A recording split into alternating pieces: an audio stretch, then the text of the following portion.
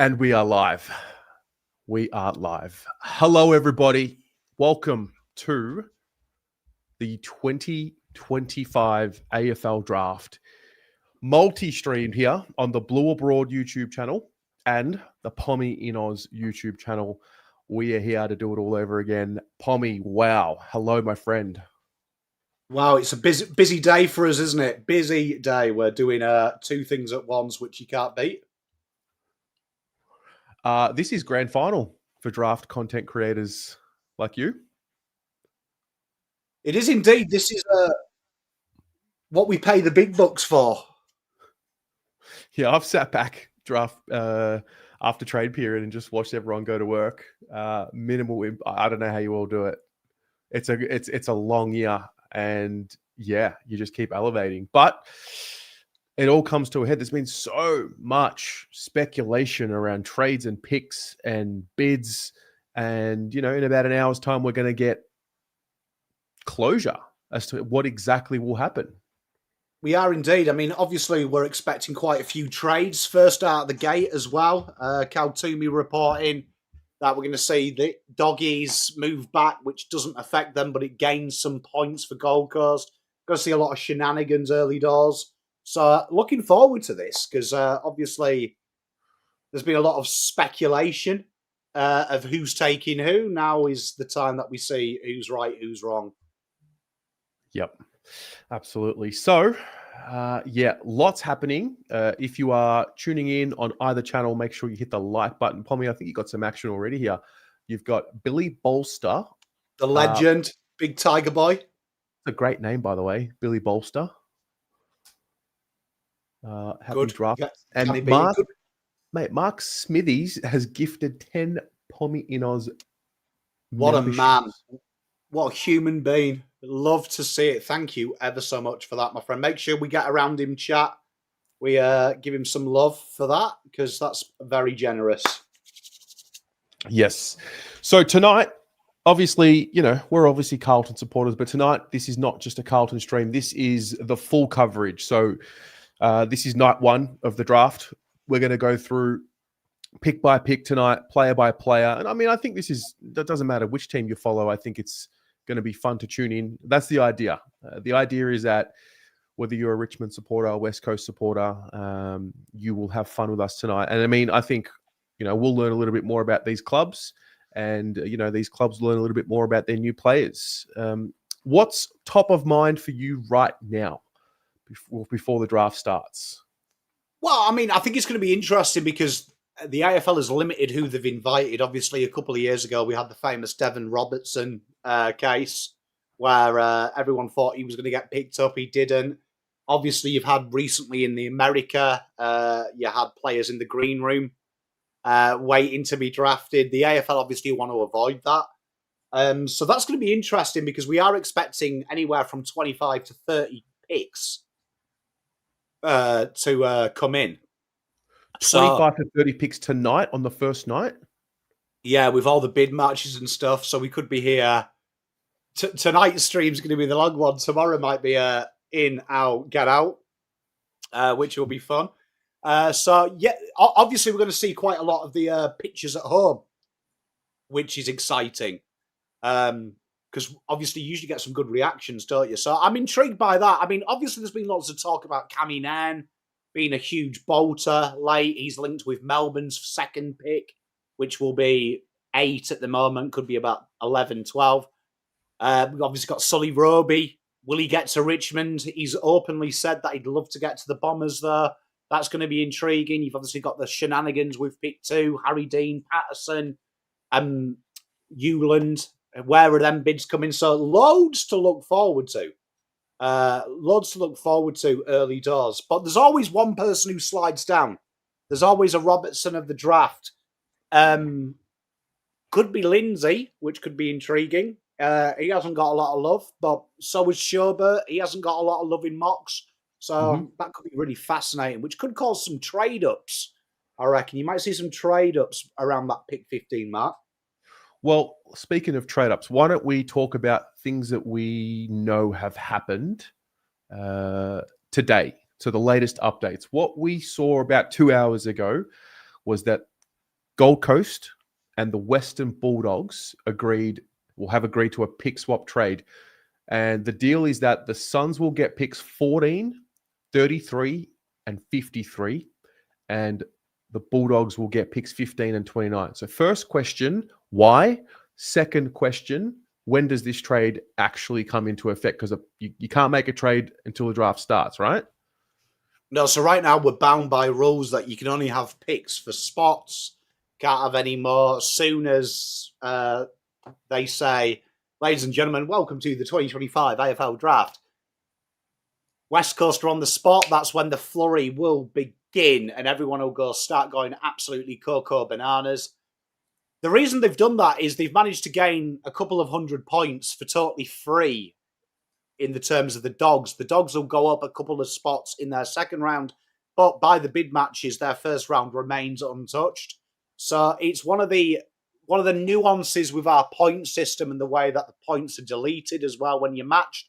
That basically the Dogs have just improved their second rounder, but their first rounder is exactly the same as it always has been, but they've thrown it in that deal.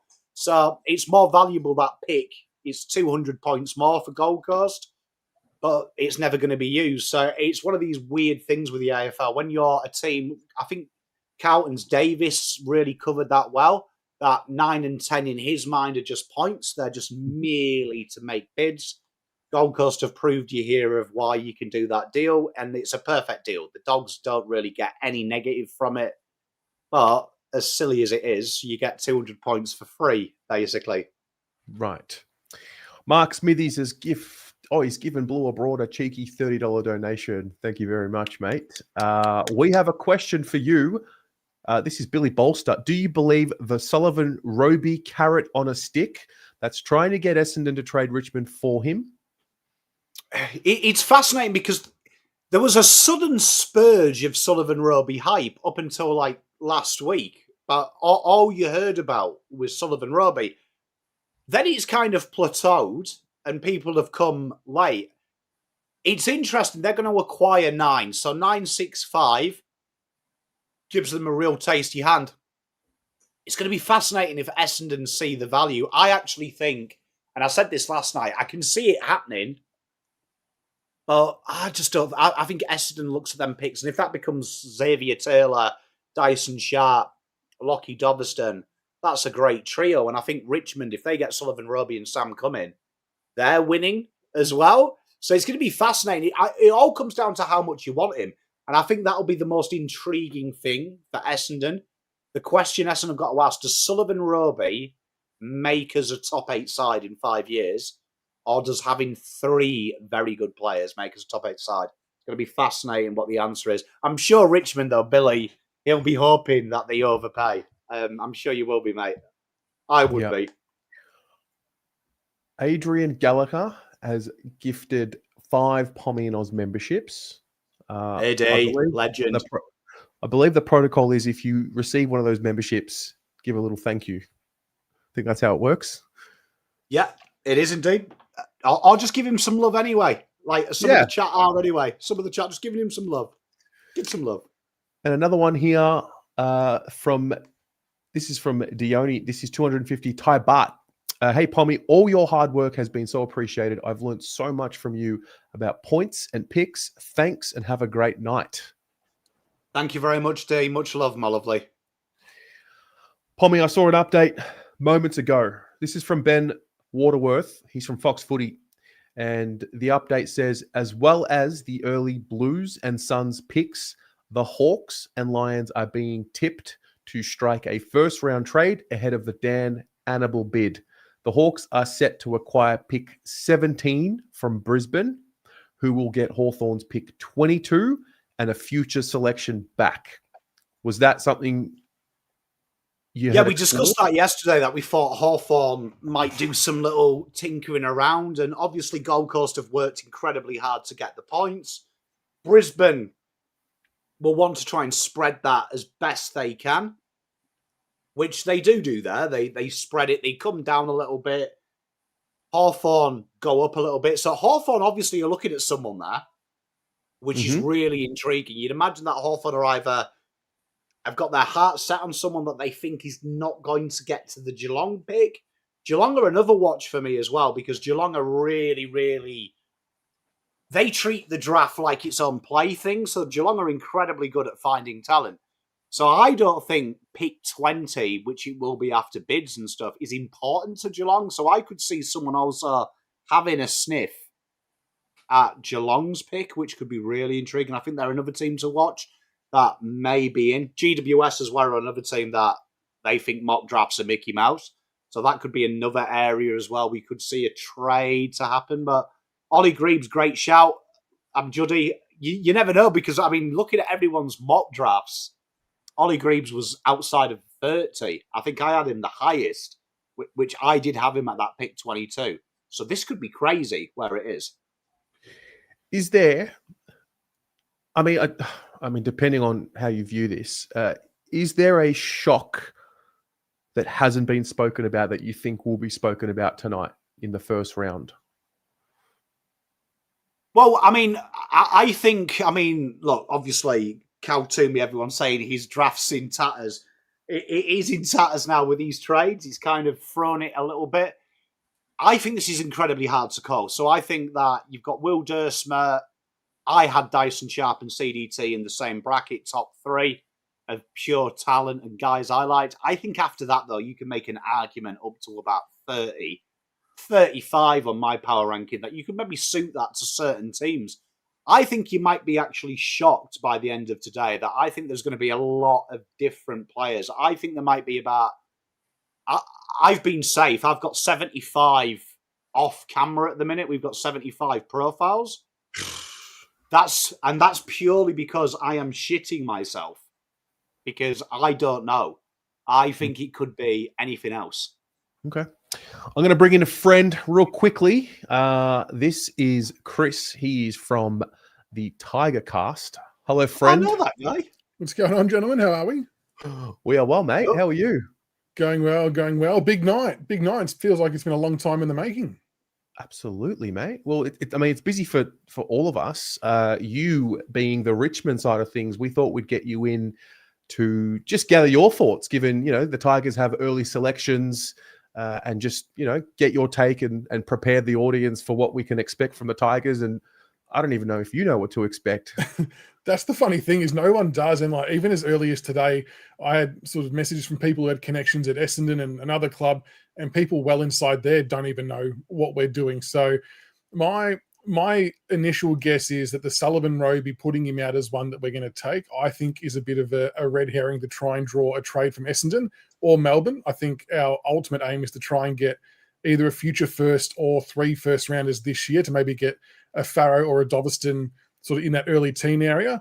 You can't help but feel that Xavier Taylor is close to a lock for us, just off the way that Rai Geeshan acted. We've met with him 4 or 5 times. Sam Cumming, I think, is a real possibility as well, but I've probably got Xavier slightly ahead. But yeah, my ideal pairing would actually be Sullivan Roby and Sam Cumming. I think they would set the midfield and the half-forward line up for many years to come. Would be an exciting 1-2 punch, swapping out with Lawler and Houghton. But yeah, we're just playing funny buggers, and I just don't see it being as straightforward for us tonight as what maybe it should be. Sam Cumming and the recently new Sam Lafort. Is that his new nickname now, is it? Lafort? Well, Lawler with it, with the 4. It caught us by surprise. It was good.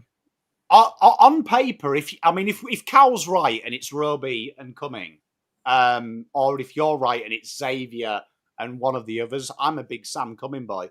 That is ominous, isn't it? That forward half of the ground. Cumming, you've got Big Sammy, you've got 2 very young toes that are developing. It's a scary forward line, isn't it, on paper?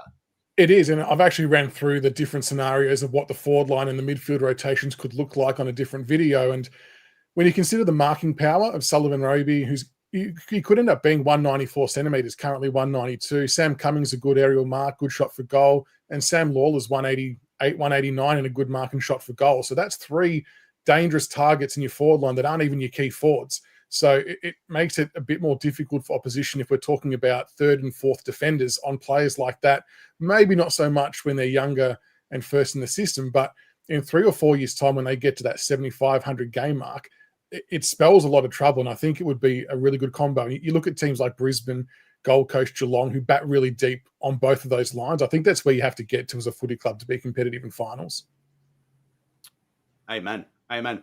Who have you got your eye on later? There's been a lot of talk. Yeah. I did see Cal Toomey yesterday say Essendon and you were 2 teams to watch.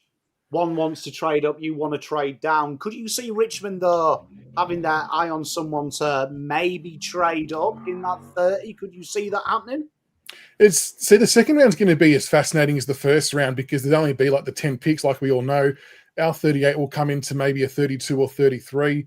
And if you go off the recent mocks, if there's players like Javan Philippou, Noah Hibbins-Hargraves, like you can't look past those players. But prior to that sort of being a thing, the player we were most heavily linked to was Leon Kickett, small forward from WA, which I can understand why we would go down that path. Personally, I would have had my eye on Sam Allen. I think he's got unbelievably good athletic traits. We'll miss a large chunk with his ACL recovery, but we are in desperate need for a really good wingman. And I think he could play that role. But there's going to be some sliders. I don't know whether we'd look to trade up, whether it forms part of a potential earlier trade with our higher pick. The worry could be that we might lose the 38 if it's a 2 for 3 pick or something like that. And then we've got Louis Callaway as well, who comes into the play too. I don't know whether he'll make it to the rookie draft, but my gut feel is we'll end up taking him in some capacity. I don't think we'll see a bid for him until a little bit later. But yeah, that pick 38 is honestly going to be fascinating with who could be available. If Philippou's there, you're taking him 100%. It's going to be interesting. I can see St Kilda. They're my ones to watch. I've got a feeling that they're going to try and get Philippou. Do you reckon they'll try and get him earlier? Will they trade? I reckon that they'll have a punt. I reckon they'll have a punt. So I think they'll wait for the best available deal. But I've got my eye on some of them later picks, particularly around the Eagles and GWS's second pick. We know that's been used in a trade, but I could see like Melbourne maybe wanting to spread the load to next year. Going to be intrigued what happens. I'm going to be intrigued. And someone like even North Melbourne, right, with the picks they've got at the start of the second round, they're going to get some big offers, you would think, overnight, depending on who's left. So they could have a chance to impact themselves next year as well. Going to be fascinating. We've seen it. I actually think for all the talk, this is a crap draft class, and everyone keeps saying it ad nauseum. I think you'll be shocked how many trades there'll be tomorrow. Because we saw the Devon Robertson hype, Carlton were involved in that. I reckon there's about 4 or 5 players I don't think we'll see called out today that clubs have internally ranked in the top 20. And 100%. You're going to get quite a few phone calls tomorrow morning, I reckon, from some teams. Agree. I think even before you even consider those sliders, there was still some talented enough kids at that range. Like Fred Rodriguez has dropped out of calculations quite a bit. Matt Leray could be there. There's quite a few players that would still be adding some quality to an AFL list at those picks. So I don't buy into the weak drafting either. I think maybe it's void of that absolute elite talent at the top like we've seen in previous years, but it still remains pretty consistent after those first few picks, doesn't it? Spot on. Yeah. No, I'm with you. And may the best team win in this draft. I think there's some intriguing stories to come, and I'm looking forward to seeing who nails it and who ultimately fails. Yeah. Tell you what I'm not looking forward to, the time extensions in the first 4 picks. It's going to be a 25 to 30 minute shit show while phone calls take place. It's going to be like the last 5 minutes of an NBA game where it takes about half an hour to get through it. Yeah. Hopefully they watch my mock draft. You can actually do all the picks in. Yeah, you did it 17 minutes. Done. No messing around. It was good. You can do it. You can do it, boys, if you put your mind to it. Yeah, exactly Chris, right. What's planned for tonight? You're going live shortly? Yeah, we'll be live in a couple of minutes. We've got the gang jumping on. We've got all of our mock drafts up off to the side, so we'll try and tick off and see how many we get wrong. We're not going to get too many right. I wouldn't have thought. It's too hard to predict. We'll just see how the night goes, and then we'll jump on again tomorrow night with the elusive pick 38. But should be a fascinating night. Hopefully there's some big moves, and like you said, Pommy, hopefully we won't stuff it up. Yep. Good luck, mate. Hey, Mate, I just want to, say, enjoy tonight. Good luck tonight. And hey, well done on a great year. You've been excellent. I think you should be super proud of what you've achieved this year with the channel and everything you've done. It's been cool to see another, like a really emerging channel. I think you were right in that bracket from, I remember when we met just before that eventful Thursday night, round one. So yeah, mate, congratulations on a great year. No, I appreciate it. And thanks to both of you for all of your ongoing support throughout the year. It's such an awesome community, the footy fan creators. I mean, everyone gets right behind one another. Everyone's always there to help with ideas, and it's not possible without the pioneers like you guys doing what you do and giving that inspiration. So thank you for your hard work as well. Legend. All right, Chris, you enjoy, mate. Good luck. No worries. Have a good night, guys. No bid on Harry Dean if he's there. Yeah, just, call a favour. Surely West Coast. I think West Coast might beat us to the punch just quietly. All right. No, hopefully not. Good on you. All right, gents. Have a good night. Did anyone else's AFL live draft just say stream ended and then came back? Ooh. You're going off the AFL app? Yeah. Is it on the AFL website as well? Yeah. If you've got to click. Unfortunately, you're going to have to click Draft Hub. They've made you go through 8 links. One of those. Like the AFL. Danny, yes, I am wearing Man United. I'm wearing last year's third kit because it's really hot out here. This is nice and cool. But hey, I had footage as well, and it just died. But you know what? While we wait for the AFL, we have got this. Look, we've got the Pommy live draft board. You've got there for you to see. Love that. That's going to be happening throughout the evening. I'm actually curious, for those of you who are watching at home, who is your club of support and which player/players are you hoping to see drafted tonight? So just write Carlton, Dean Ison, Essendon, whatever. I'm actually curious to get a bit of a check for those of you watching at home. Adrian, thank you very much for the 20. Billy Bolster again with 5 for Pommy and Oz draft. Great draft coverage, guys. I've really loved it this year. Thank you all for your hard work.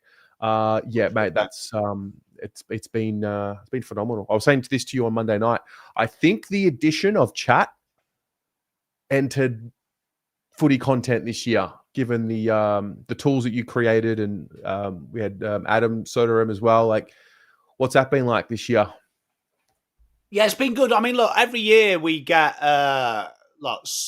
things that just push the boundaries and push the expectation and the delivery of the product. So that's really good. I mean, obviously using the app was really good because, I mean, obviously I'm cracking on now. I've just hit 40.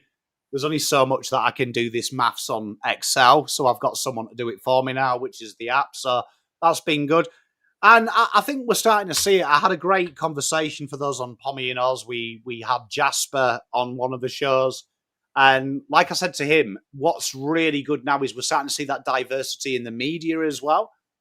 We're starting to see some more people doing cool stuff as well. It's not just one voice, which I think is so important in the draft. When we watch American sports, when we watch British sports, European sports, there's so many voices with different opinions, and sometimes it becomes a little bit of an echo chamber, the AFL. So I think that's really good, to be honest, that we've got people with different voices, different beliefs, the power rankings this year have been fascinating for me.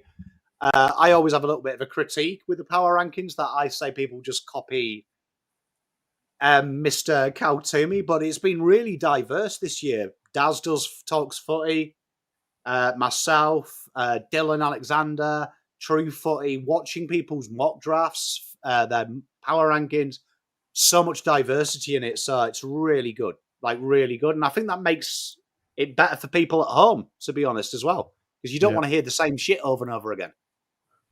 I asked you this, but more relating to Carlton. But now that we're doing, an AFL wide stream, out of all, say the top 10 or whatever, first round, which player do you think, irrespective of which team he went to, he'd be a sure thing to be a star? Tough. I mean, I think Will Dursmer, his floor is incredibly high, and his ceiling is incredibly high. I'm going to stick, though, consistent with my boy. I'm going to stick with my boy, and that is Mr. Dyson Sharp. I think Dyson Sharp is absolutely one of these players that is incredibly underrated in a generation where we want sexy and we want exciting. He's just the black backdrop that makes stars better. So I think you could put him in Brisbane and he would do it. I think you could put him in Carlton. He could do it. I think you could put him in Eagles. He would do it. So I think he's like the guaranteed. He's going to play 300 games no matter which side drafts him tonight. And will he get the big contracts? Will he do the Colgate commercial? Probably not. But he's good at footy. And that's all that matters. Like, at the end of the day, being good at football is the most important thing. And he's very good at what he does. And my type of player. I like boring. What about a player who you think won't be drafted tonight, but will become a top 10, top 5 player in 5-10 years? Oh, you see, I want to get my boy in. I want to get Harley Barker, but I do think he'll be called out in the first round. Let's go. Okay, I'm going to go. This is touch and go. I'm going to go Riley Onley. I think Riley Onley has something about him that says to me that he is every way the modern day midfielder that we all get excited about. He's built like a giant. He's incredibly good on the ground, very good marking in the midfield, strong as an ox. I've got a feeling he'll be very good. Another guy I want you to look out for as well is Sam Swadlin. Sam Cumming gets a very good PR. Sam Swadlin, for some reason, the WA boys don't exist in this draft. And Sam Swadlin, I think, could be as good, if not better, than Sam Cumming as well. He's got something about him. So Swadlin is another one to look at as well. I think he's a very good footballer. Yeah. Oh. We're about... What time is first pick? 7:30? Yeah, so they start at 7 and they'll do like, they have to have the Cow to me 30-minute show. Oh, yep. And then they'll come out. Is anyone else's AFL app working and then doesn't work? And then, it works to show me an ad, but it doesn't show me any footage. I've watched a lot of Colgate ads. Well, apparently people who watch on, I don't know if it's on the Blue or Broad channel or your channel. I know definitely on my channel, if you watch live streams, the Charlie Kerno Invisalign ad shows up below the video. so there's that. You know what? I might have to switch over to KO. I think it's a KO job. Which I don't want to, if I'm going to be totally honest. But I might have to. Damn. All right. Teresa with the 5. Hey, Matt. Hey, look. There she is. Gave WA a bit of love as well. A bit of WA love. I even though I'm a Victorian and a POM, I try and give the interstate sides a bit of love. Because it is weird. You know what? When I first came over here and I first started following football, everyone told me that there was this Vic bias. And I kind of got my back up a little bit because I was like, nah, there isn't. The more I cover the draft, every year it goes on, there is a huge Vic bias. For the draft, 100%. It's crazy, the Vic bias on a draft. Who do you think cops the rawest end of the stick? From a state? Tasmania, 100%. Tasmanian, you could be Gary Ablett Jr. and you'll be lucky to be even considered in the first round. WA, definitely cop it because I think Fred Rodriguez is a name that I could probably copy and paste what I've said about Dyson Sharp about Fred Rodriguez. And I would say at times Fred Rodriguez in the national champs was more impressive because his midfield was overrun and he was working his arse off. So if I was a North Melbourne and Eagles and Essendon, I would have watched that and gone, well, that's what he's going to do for the next.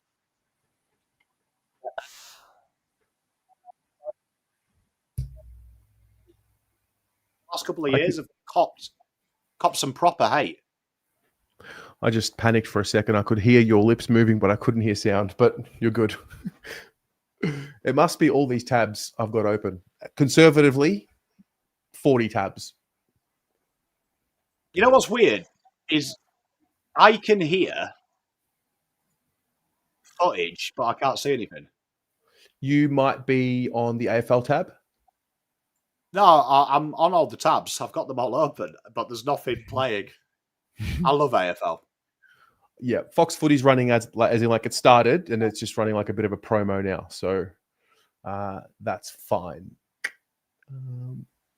All right. It's going to be fascinating, this, though. So, I mean, obviously what we're looking for here is the opening pick.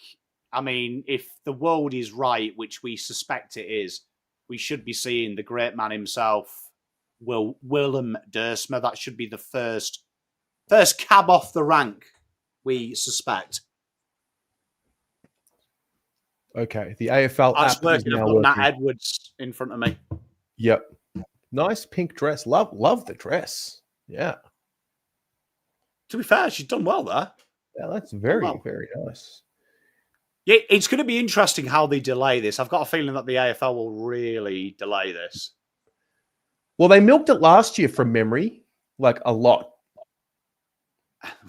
One thing we've got to say about the AFL is they're very good at milking it. Do we have what is your most recent top 10 mock draft, say? So my mock draft, it was Dersma, Euland, Dean, CDT, Robbie Cumming, Taylor, Sharp, Melbourne, I went Jacob Farrow, Cam Nairn. Essendon then went Lockie Doverston, and then Hawthorn went Sam Grill. Right. There's a name there. It's a good job that I remember that. Hey, tell you what, that was hard work getting that out of the brain. There's a name there that you haven't mentioned in that group there, and a name that, correct me if I'm wrong, I feel like the closer we've gotten to the draft, the more he seems to have slid outside of the top 10, and that's Josh Lindsay. I know Carlton fans have shown interest. Well, I have for sure, even though it's probably, unrealistic. Why is that? Why was he a top 5 projected pick mid-year? He seemed to finish he didn't seem to finish the season poorly. What am I correct in assuming that he's slid out a little bit?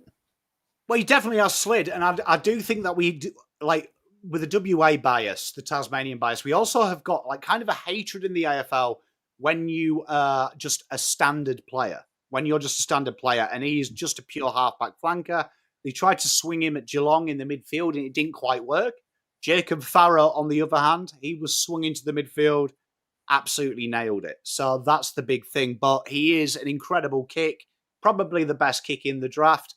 And it's kind of a one-size-fits-all, but there is an element in the AFL, particularly when you are judging these players, of an old-school mentality. And one of the old-school mentalities is halfbacks are failed midfielders, which, to be fair, the AFL is quite right. 90% of people who play halfback genuinely are a failed midfielder now. But I think in a game of transition football, I'd say Jacob Farrow and Josh Lindsay are two players that you would definitely want. Most mock drafts have got him going to the Dogs, which I think is genuinely scary because I think that's one thing the Dogs lack. So that could be a huge acquisition if the Dogs get him. I couldn't think of a better club for him to go to. Yeah, interesting. Well, the clubs are emerging in their rooms. We are seeing them. At the moment, we've got Richmond sitting in their draft room. The experts are sitting at their desk. Well, yeah, some of us are sitting just at home. It's very exciting. Well, it's a very exciting time. And there you can see you've got the 23 on the screen there. So when Brisbane pick, that is the end of today. So just let that sink in. In them, you're guaranteed to see a Harry Dean bid. You're guaranteed to see a Hewland bid, a Patterson bid. You're probably looking at players like Danny Annable are definitely going to get bid on. Then after that, it's going to be a waiting game for a lot of clubs. But Swade, Max King, Harry Kyle, Bo Adensol, Jack Eisen, Tyler Williams, who had an absolute sensational combine. They all could get bid on. And then you've also got players like Zach McCarthy, who, in my opinion, is on the open market, would be quite high up, Collingwood's tie player.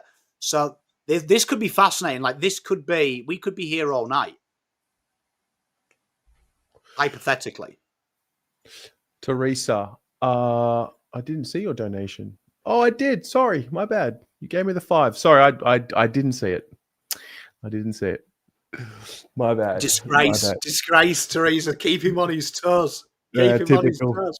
Typical Carlton supporters. Okay. All right. Who would you say, from their reputation, are the best couple of teams when it comes to the draft in the way that they recruit and the way that they trade and maneuver the draft? I'm always envious of Brisbane and Gold Coast. I think the way that they've negated the Northern Academy, the Father Sons, and the NGAs that they've had is absolutely fantastic. And particularly when you look at Brisbane, they usually do it a year ahead as well. Mm-hmm. When you look at how they work, obviously it's a bit of a different skill set because you're guaranteed players. Then if you're looking at pure teams, I always enjoy GWS and I always enjoy Geelong. Geelong, they go the lesser exciting areas. They find the players. Lawson Humphries a couple of years back. Absolute amazing recruitment.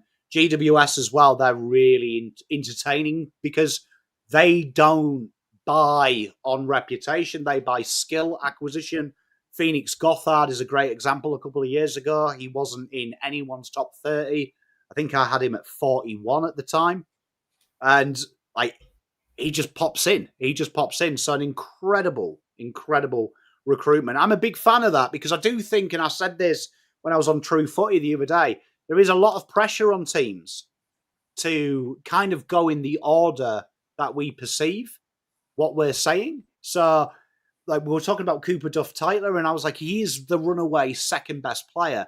You could make an argument it's not what the Eagles need desperately, but I was like, you know what's going to happen if they went Dyson Sharp pick 2, everyone would say that's 7 picks too early, even though it's what you need. So there's also an element of that. Some teams have succumbed to that.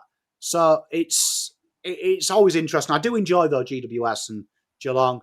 Someone said Hawthorn, Magoo. Great call as well. Hawthorn, like, you look at how they've rebuilt that club, incredibly good in a short space of time. So it's going to be fascinating because the draft, people say the draft isn't important, but yes, it is. It is important.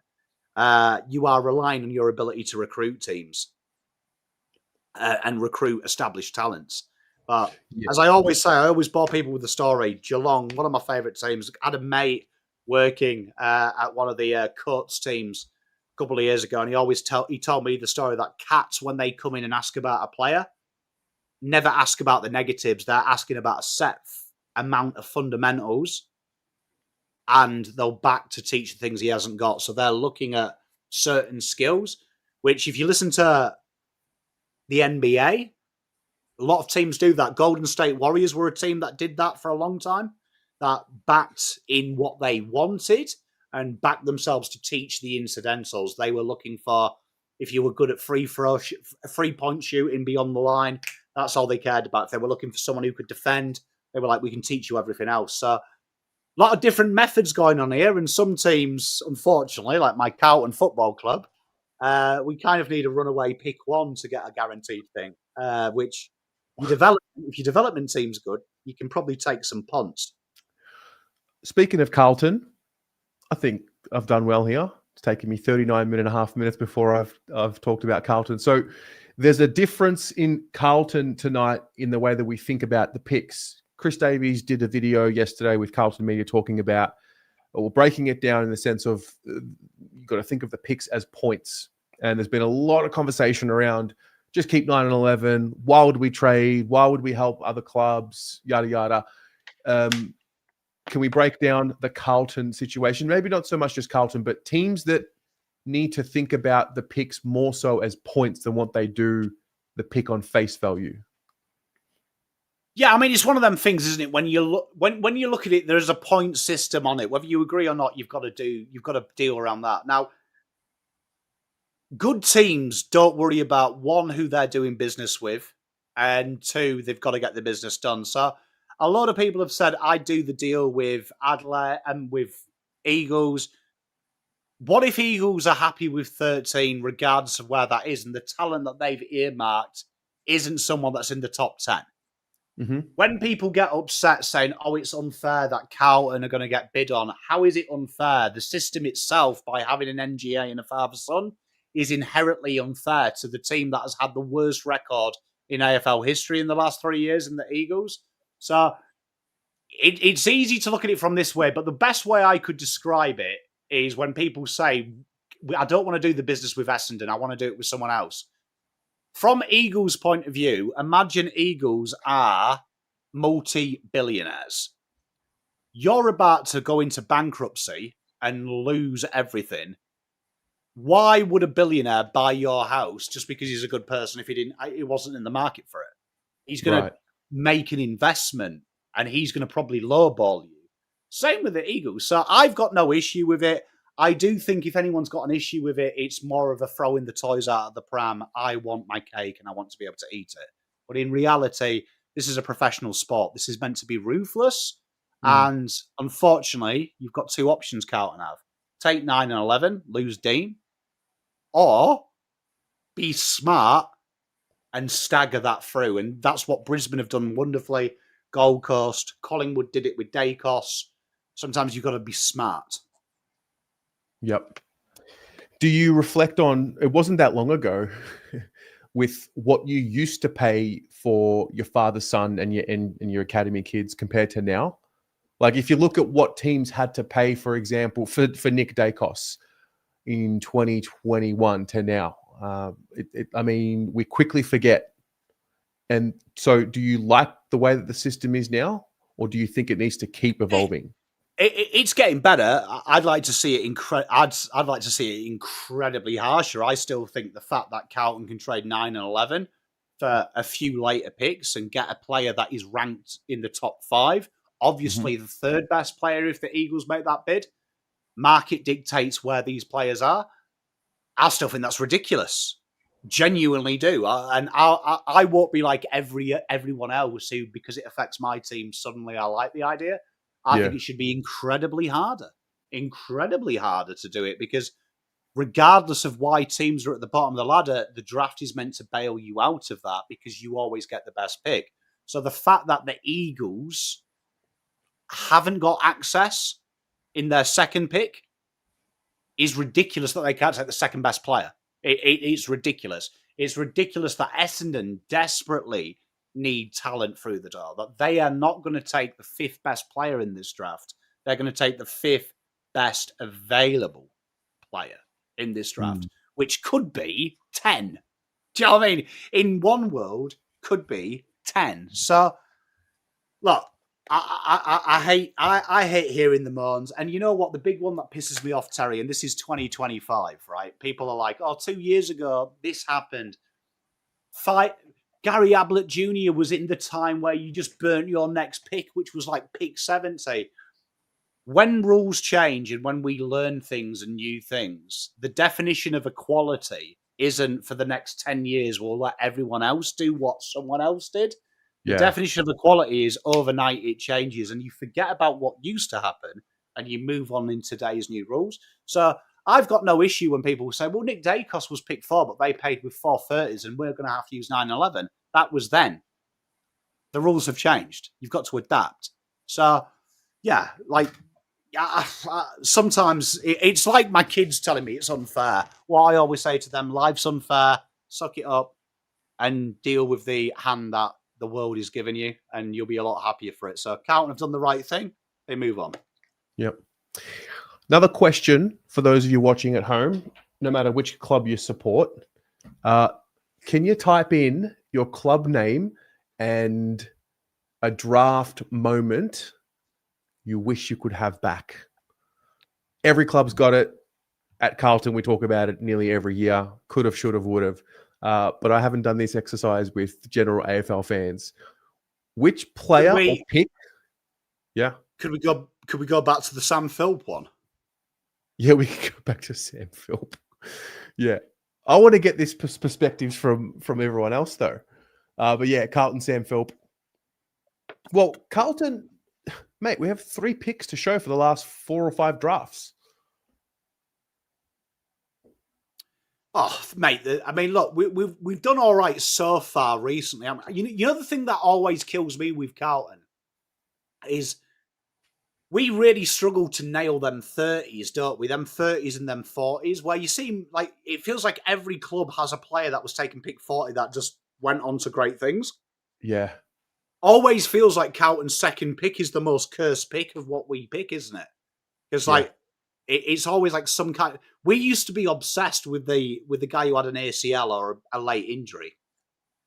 And do you remember they used to sell it? He was the slider, and I always say, yeah, I always say the value is dictated to by the market. So if you were pick 6 in, let's say, May, and you're now pick 45, that's telling me that 17 clubs, at least if you want him, have rated him not worthy of the first 17, potentially the first 34.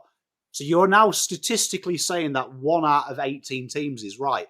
And it's why the AFL is a copycat league, and it's a good thing, but it's also why sometimes it annoys me why the AFL isn't like a little bit more intuitive, because I do think at times the way to do something has been shown to you by Richmond's rebuild, by Hawthorn's rebuild recently.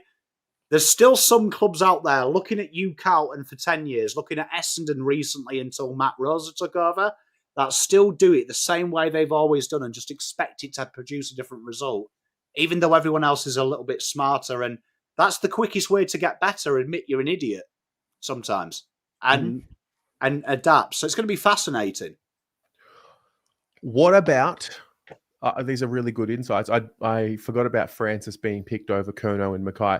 What about your club and the genius pick? What about the one that they nailed?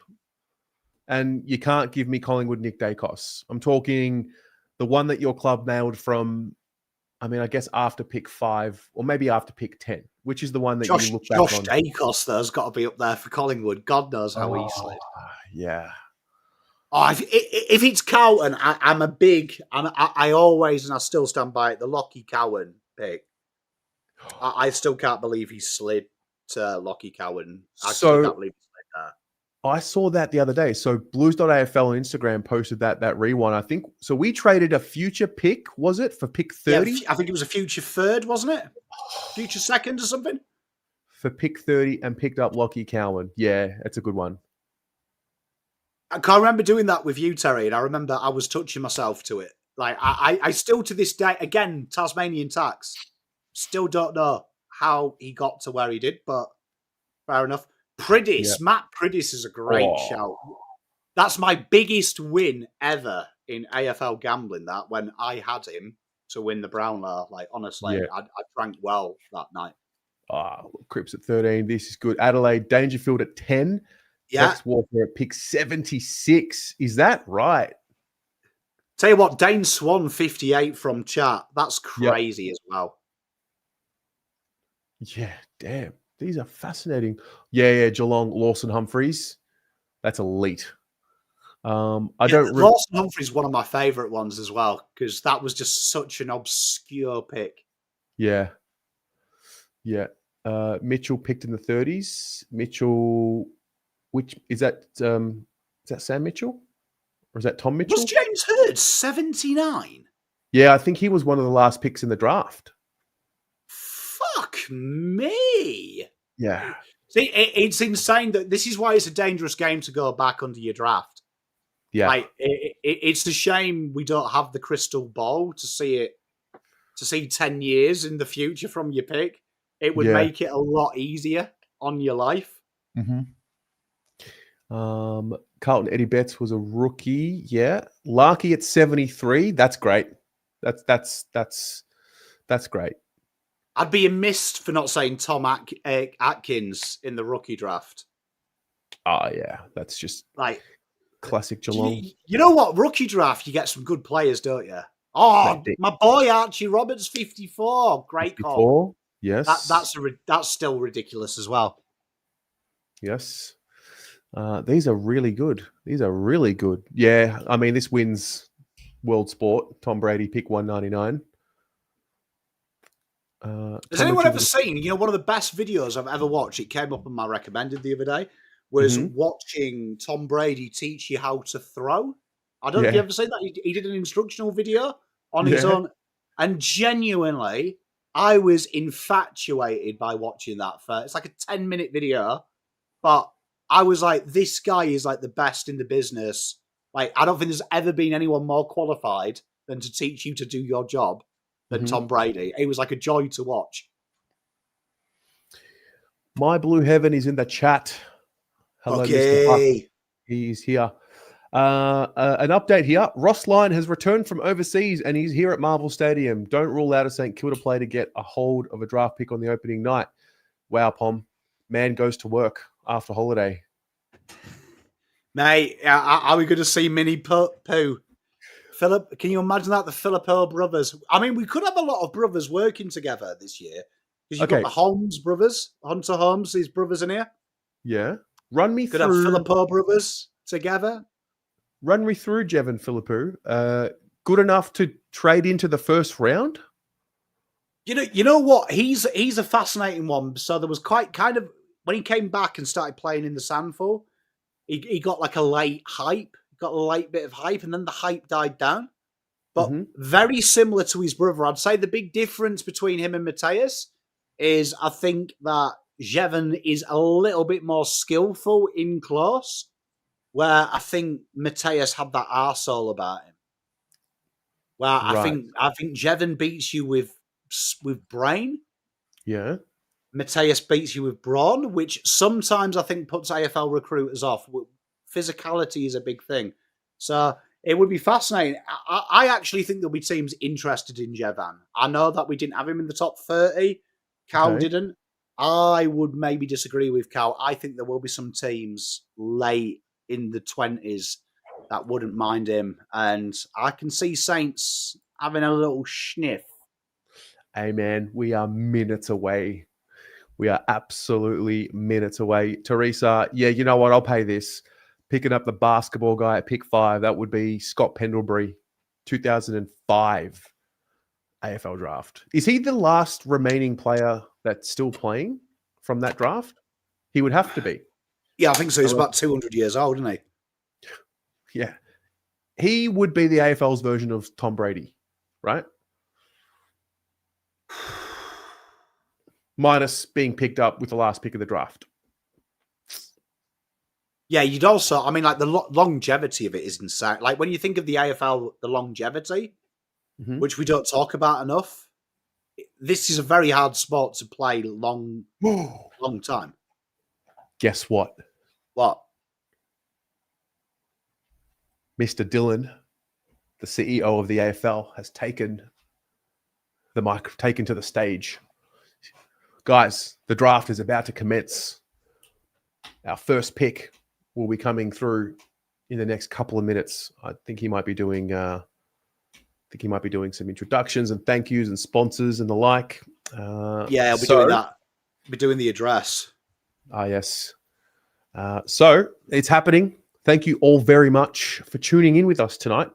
If you are watching on the Pommy and Oz YouTube channel or the Blue Abroad YouTube channel, make sure you hit the like button, get around it. If you could share the stream, invite a friend.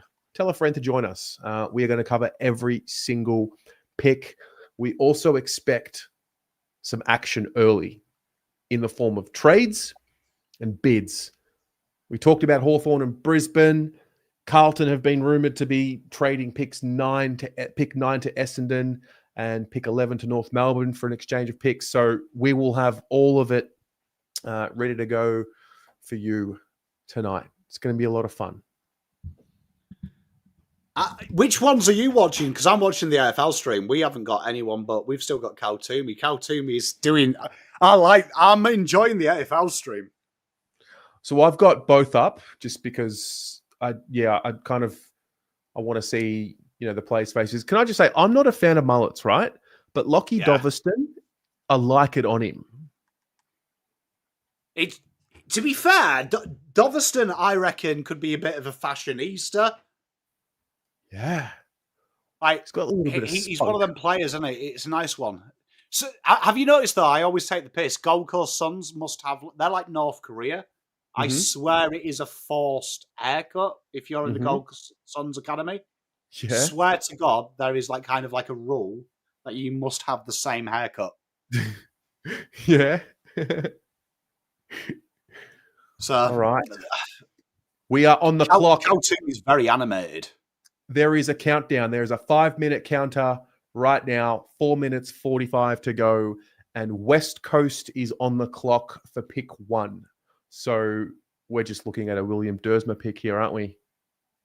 Yeah, we are. I mean, the first person we should see here is Mr. Dersma. We would be very shocked, I think, if Willem Dersma, and there he is on your screen, if this guy is not called up. Yeah, but played down back, played on the ball. I keep boring people with this at Gippsland Power, but there was times he's played at centre half back. He even had spurts playing forward. Very versatile, and probably gets a bit of a bad rap, I think. A big rap purely on the terms of that everyone compares him to his brother. But absolute superstar in every sense of the word. Very good footballer, and will play a long, long time. Will play a long time. Well, the pick is in. We are just waiting for it to be announced.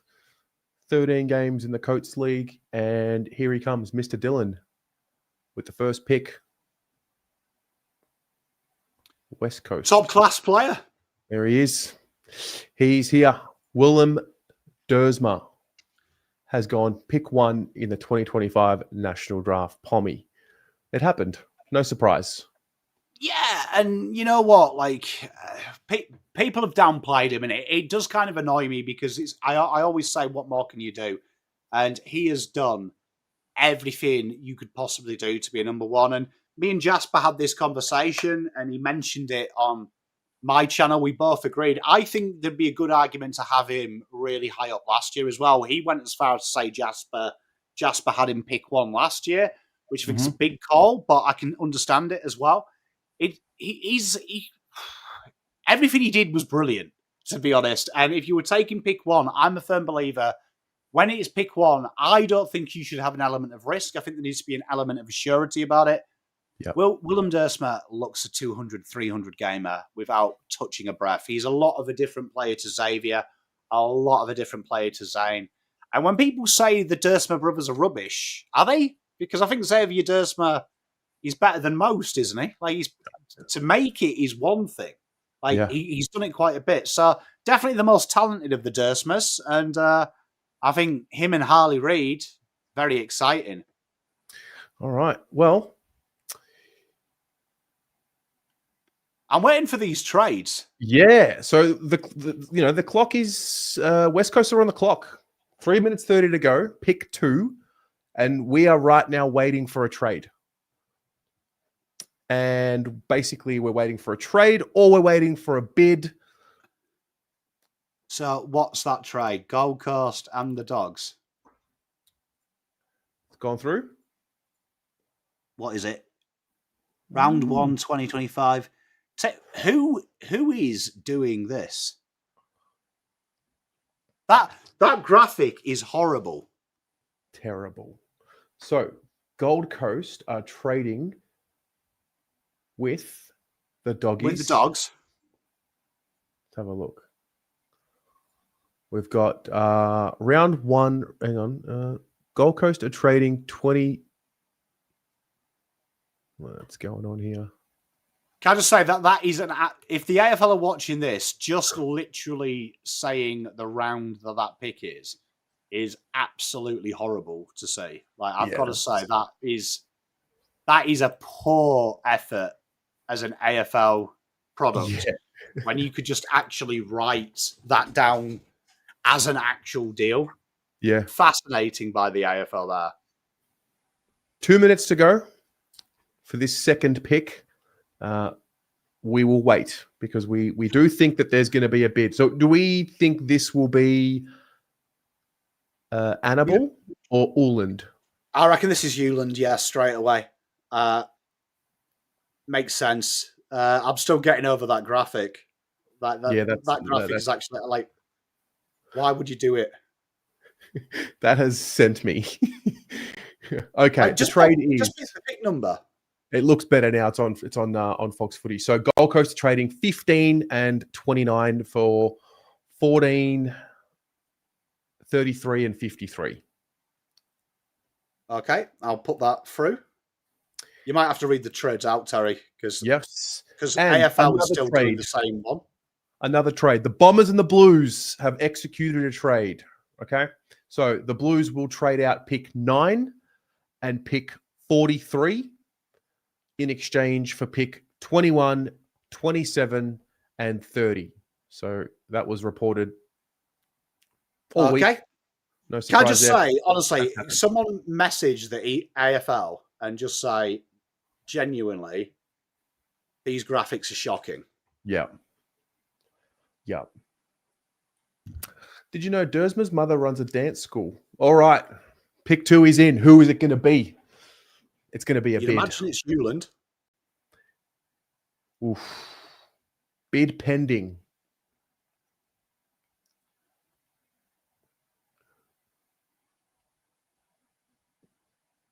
Oof. Who will it be?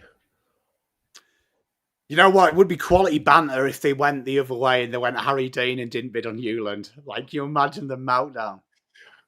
I kind of want a little bit of something like that to happen. Obviously not for Dean, but I do want a bit of a shock to throw everyone out.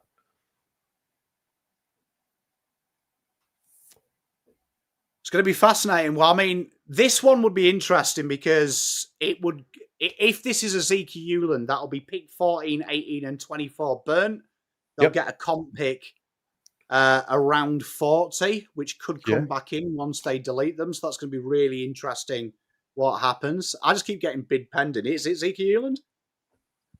Haven't seen it yet. I guess Andrew Dillon will announce it on the microphone, right? If the bid for a bid. There's another trade. What's this? It looks like, what's that? Trade Carlton North. Carlton North, like we said. So Carlton, what? Pick 11 and they're round 3. I can barely see it, to be honest. Gonna have to wait for Fox Footy. Yeah, let me know what that one is. But Carlton are trading round 1, round 3 for 2 first rounders and a third round. So what's that in English? Hang on, let's have a look. All right, Carlton are trading 20. No, I missed it. This is from the AFL stream. It's not very good.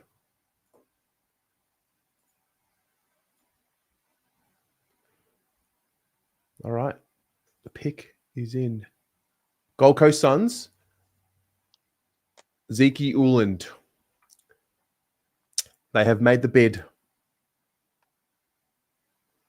And so he will go at pick 2. And that is brilliant. Mum, can you bring my phone?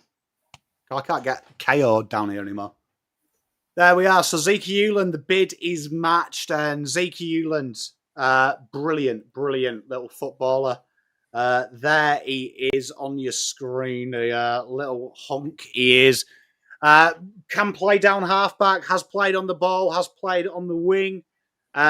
Injured this year, came back though in the VFL, and people forget that VFL, he played in the VFL last year as well, as a baby, as a child, as a 17-year-old. So coming in now as an 18-year-old, only played the 4 games, was really strong there.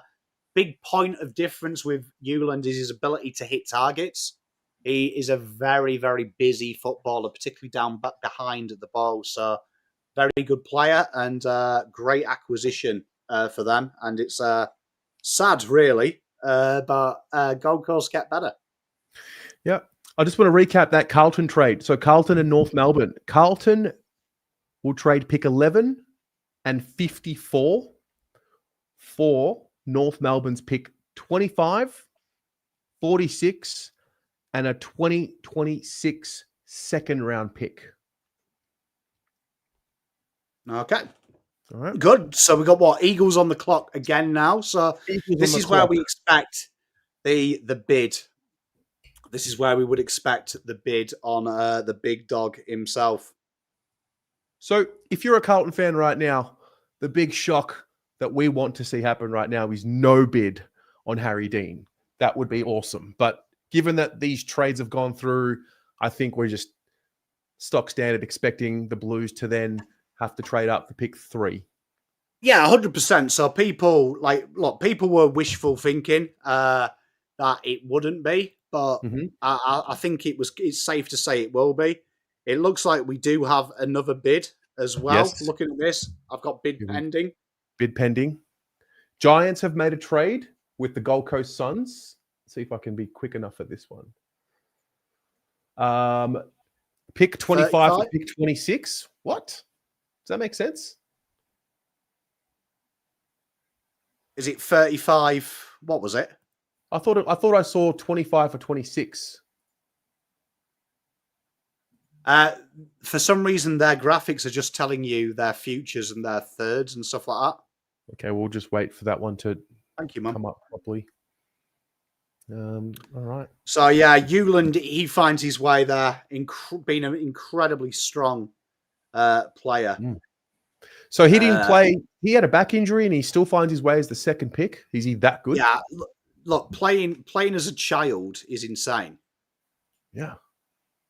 Do you know what I mean? Playing as a child, like, you got to think, what's that? 25 and 46. Oh, that was the Carlton one. Yeah. Okay. Cheers, AFL. Yeah, go on to KO Chat or Fox 40. Yeah. So Zeke Euland is the second pick in the draft. Gridio with $5 here, already getting goosebumps. Crows need to trade to get sharp. Oh, imagine him ending up at Adelaide. I've got to say, though, the rumours are you're getting Mitch Marsh, which makes me incredibly jealous. If you go back to my first mock draft, one of the funniest moments ever where someone took the piss saying I was a pom and I didn't know anything about football because I mentioned a cricketer. And 2 weeks later, Nash Champ started and Mitch Marsh took the piss. One of my favourite moments of history, to be honest. I love it. So that's all right. Round 2. So it was 33 for 22. Sorry, you're right. Yeah, 33 for... Hey, Ashley, how good? Honestly, Bill, how funny was it, though? That guy going, fucking Pom's got his sports mixed up. Mitch Marsh plays cricket, you fool. Quality. 33 for 26. Future 2. Yeah, is that so right? That's just more points. More points for them. GWS, like we said, that I could see a bid coming in for GWS's first round pick as well. So this could be a real fascinating one. But for GWS, they really don't value it. So that's going to be good business for them. And again, what Gold Coast do, they just turn over them picks. All right. The bid is pending. We will have a moment. It's going to be in shortly. Can I just say that last year's stream was really good by the AFL. So far, watching Fox Footy and AFL absolutely shithouse. Yeah. Oh, I can see this guy from West Coast. I can see what's on his phone. You better be careful. Yeah, that's right, mate. You look away. Josh Dolan. Good. That was good. Hey, how you doing, mate? How you doing? You know All what, right. Fred? I think that's fair. I was huge. I watched Wheaton in his draft year. I actually think Dean's a lot more of an accomplished player. Who they get? Harry Dean. It is. It's official. Harry Dean has been bid on. He is now the third pick in the draft. So Welcome. that will cost Carlton 20, 24, and 25. Right, so... And they will now still have that pick in the 26. So this is huge here. Harry Dean is an incredible defender, but what people don't think, he is the general down the back. His way of marshalling and building traffic and knowing when to hit targets through the corridor, distributing play, a natural leader down back as well. Very quick as well, so he likes to play that back shoulder and then get in front of you late, which is a real strong modern day suit. And I agree with my mate Fred there. I said it earlier this year. I think when you look at Wheatering was probably the prototype of a key defender at the time. Harry Dean has taken that mantle and run with it. An incredible player. And his trajectory will be a superstar. So a lot of people saying, is it worth it? I would happily pay 9 and 11 for what this guy's career is going to be. This guy's career is going to be incredible. He's played the best key forwards in the league in the country, and he's done incredibly well against them. So, and you're also getting the third best player in the draft. So, welcome to the club, Harry Dean. Long may it continue. Tell you what, Harry O'Farrell, Harry Dean, and Jacob Wheatering down the back. That's tasty, bro. That's tasty. But terrific footballer. I really like the length of his hair. I think he's got it just in time for the draft night. Yeah, well done. Can I just say, as a dad as well, just looking at Peter trying to hold back tears, it's beautiful to see, man. Oh, that is the shot, isn't it? That's beautiful. Like as a dad, that I feel that. But he wants him to have his moment as well. I absolutely love it. I love that. And no, none of this. None of this. It's all about me. Let the kid have his kid moment. But yeah, Harry Dean, terrific player, man. Terrific player, and can't wait to see it. He's round 1 ready as well. Round 1 ready. Really, Sydney opening round SCG could be there. Mate, get used to hearing this. Dean finds Cowan on repeat, but absolute top draw footballer. 8 games. So Carlton now at this stage will have 26, 43, and 73. So remember when we talked about this with Terry last week? It would have been pick 51. If would have we been did our first pick after this. 9 and 11. Yeah. Wow.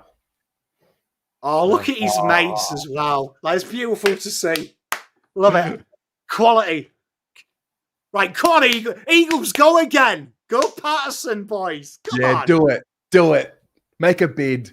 Just get him out of the way. But yeah, Harry Dean, can't speak of him highly enough. Can't speak of him highly enough. He's a good kid. So if you go back and watch our watch-alongs, we watched a few Vic Country games. Yeah.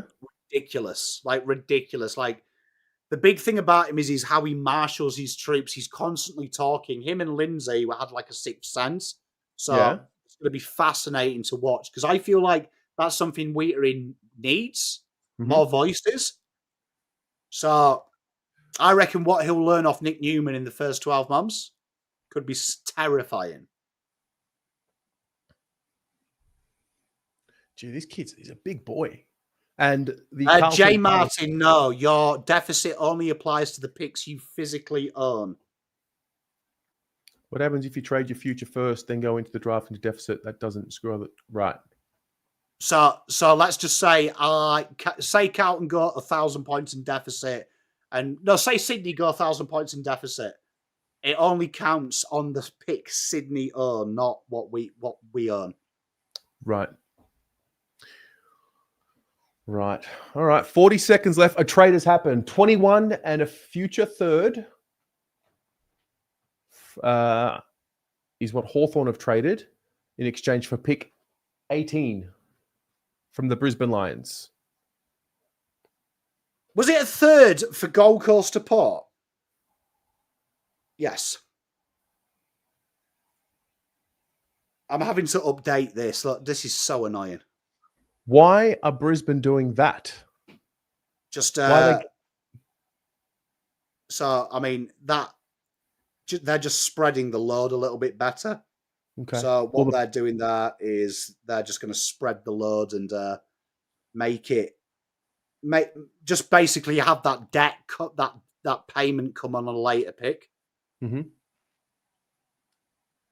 So Hawthorn gave their future third. I did miss the Gold Coast pick, the Gold Coast Port Adelaide pick swap. Apologies. I've got it. It was 49 for a future third. 49 for a future third. Well, it says the pick is in for West Coast. Nothing about a bid. So that tells you that is this just probably going to be... Well, you'd imagine this is CDT. So CDT, absolute terrific footballer, Calder Cannons. If you watch my video, I tried to do PR for CDT because I felt like CDT's got a lot of hate. Didn't get enough love from people. So I always say, look at him as a key forward that can ruck. If you watch his VFL game for Essendon, he dominated some St Kilda boys that are incredibly highly rated in their backline. So he was really, really strong. And I think he'll learn the dark arts of the ruckcraft. Still very raw. I think the new rules do suit him to an extent. But I think the way he plays forward, he's a different gravy. So I really like this pick for them because I think that the way the draft is predicted to go, which so far it's going to Kautumi Pom Inol's methodology, no surprises as of yet. I think they'll get a really good player around that pick 13 as well. That's really going to complement that midfield. Cooper Duff-Tytler, he is the 4th pick in the 2025 National Draft. So this guy's got a lot of hate, Cooper Duff-Tytler. A lot of hate, and it's totally unnecessary. Aerially is amazing, but if you go and watch his combine and you go and watch him play, go and watch the VFL game against Sandringham. It's another level. Because this guy moves like... The best way to describe it is he moves like Zach Fisher at Darcy height. Is the way I'd try and get it into your head. Imagine someone that is 180, athletic, playing in size. Marks everything. His work rate is really there. And again, when you're looking at skill acquisition, it's really interesting because some of the best skills you see are actually from West Coast Eagles. They're all pretty good kicks. It's something that they work on. So I think them dark arts can be taught to CDT. Big shout out to my boy Double Dummy as well. I know that he played at your junior football club, mate. So fantastic for him to get in there. But this guy, you're going to hear a lot about him. He's a different gravy, is Cooper Duff-Tytler. Is he ready to play straight away? Gravy. Pardon? Is he ready to play straight away? I think you want to ease this guy in. Yeah. I think you want to ease this guy in. But I think he can play forward. But I'm really excited about seeing CDT play. And a lot of people have compared him to Luke Jackson. I don't see that. I think he's more of a forward that will ruck. So I think they've got to look at him as this really dynamic threat. But I could see a really likable Riley Thilthorpe. I really like it. It's Pom Streaming the Ashes. Second test. We will be live every minute of the second test. So Richmond are on the clock. You don't have to be my friend anymore. We've got 3 minutes left. We're thinking it's a bid. We're thinking this is Annabelle or Patterson. Yeah, this is going to be intriguing. So I'm a big fan of Dylan Patterson, but that's being a Northerner. I'm a sucker for a league boy, former rugby league player. And this is something that I always say. I'm surprised we don't try and leech off rugby league a little bit more, because when you play league, if you've ever had the privilege of playing it, your ability to move in a short space of time and understand space. You watch him play at halfback, he looks like a centre or a halfback in league. The way he moves, he takes the game on, he goes hard, and he's a really, really strong player. And this is going to be a huge, huge acquisition. This guy's ready-made if it is Dylan Patterson. If it's Dan Annabelle, I would say this guy would be pick 1 if he was an open market. Really? Very like what I talked about Ashcroft a few years ago. One of the more complete footballers you ever see. Very good outside, very good inside. He finds the ball. He gives it off very well. He goes through the motions, gets the midfield going. Very, very 7 out of 10 across the board. The natural successor, in my opinion, to someone like Lockie Neal, who's going to hold that midfield together long term. So really exciting. Whoever the bid is here, 2 exciting talents. Patterson, though, turns me on. He's going to be learning off one of the best dark arts components at halfback in Danny Rioli. Could be crazy. The trades you've missed: future third from Port Adelaide, from Gold Coast for Port Adelaide's pick 49. And then you had Gold Coast and Hawthorn trade swap their 12 and 18 for a future third. Just going back to the Carlton trade with North Melbourne. If I'm North Melbourne, who am I looking at with that 11th pick? Wow. I'm hoping it's someone like Aidan Sherbert or Atoll or Blake Threadgold. Mm-hmm. Or Threadgold? That sounds like a North Melbourne player. Threadgold, yeah. But if you believe Cal Toomey, because it's Latrell Sumner Pickett, which, oh my God. Please, God, don't do it. I hope they don't do it. I like Pickett, but I think Pickett for North is something that you do when you've done everything else. Right. All right. Well, the bid is pending. We are moments away. We think this will be Annabelle or Patterson. Kane, what's better than 11 small forwards? 12, bro? Kane, I feel you. With Carlton, we used to do it with the same inside ball. So eventually it pays off. S&M, so far, we have had Will Dersma. We have had Zeke Elan bid match, Harry Dean bids match, Cooper Duff Tyler. We are on pick 5. Bid is pending.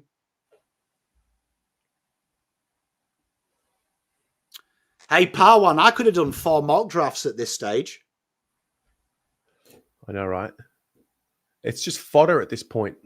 But, I mean, yeah, we're expecting 2 bids if this all goes to plan. Yeah, and look, I think the first bid will be Dylan Patterson, just basing it off the Brisbane trade. Yep. But I'm trying to... You know what disappoints me? I don't like to be a complainer, but I really don't like the fact we dragged this out. So for those asking about the Carlton trade, North Melbourne get pick 11 and pick 54. Carlton get pick 25, 46, and a second round selection. Patterson. It is Patterson. What a player. So they will overpay by 319, getting some change back.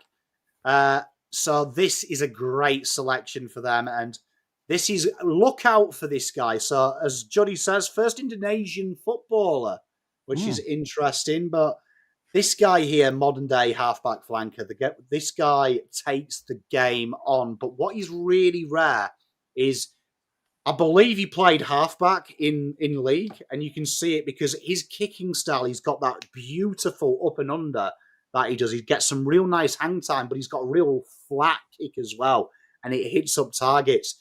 And he's got this little he's got that like dinky action. You know when you watch halfbacks in league and they have that like little quick foot, like it almost, they control the pace with how quick they get through the ball.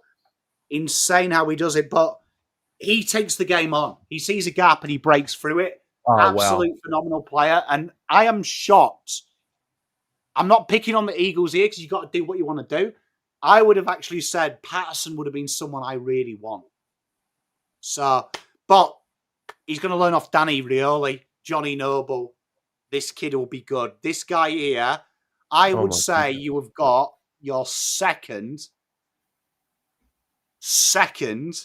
All-Australian lock here. Really? That's been drafted so far. Yeah. He's got that Nazaya Wanganeen Millera, as I say. Yeah, they've got the comparison there. It's a pretty big comparison, but he's got that go about him. I like the fact that they've compared him to Nas. I can see it.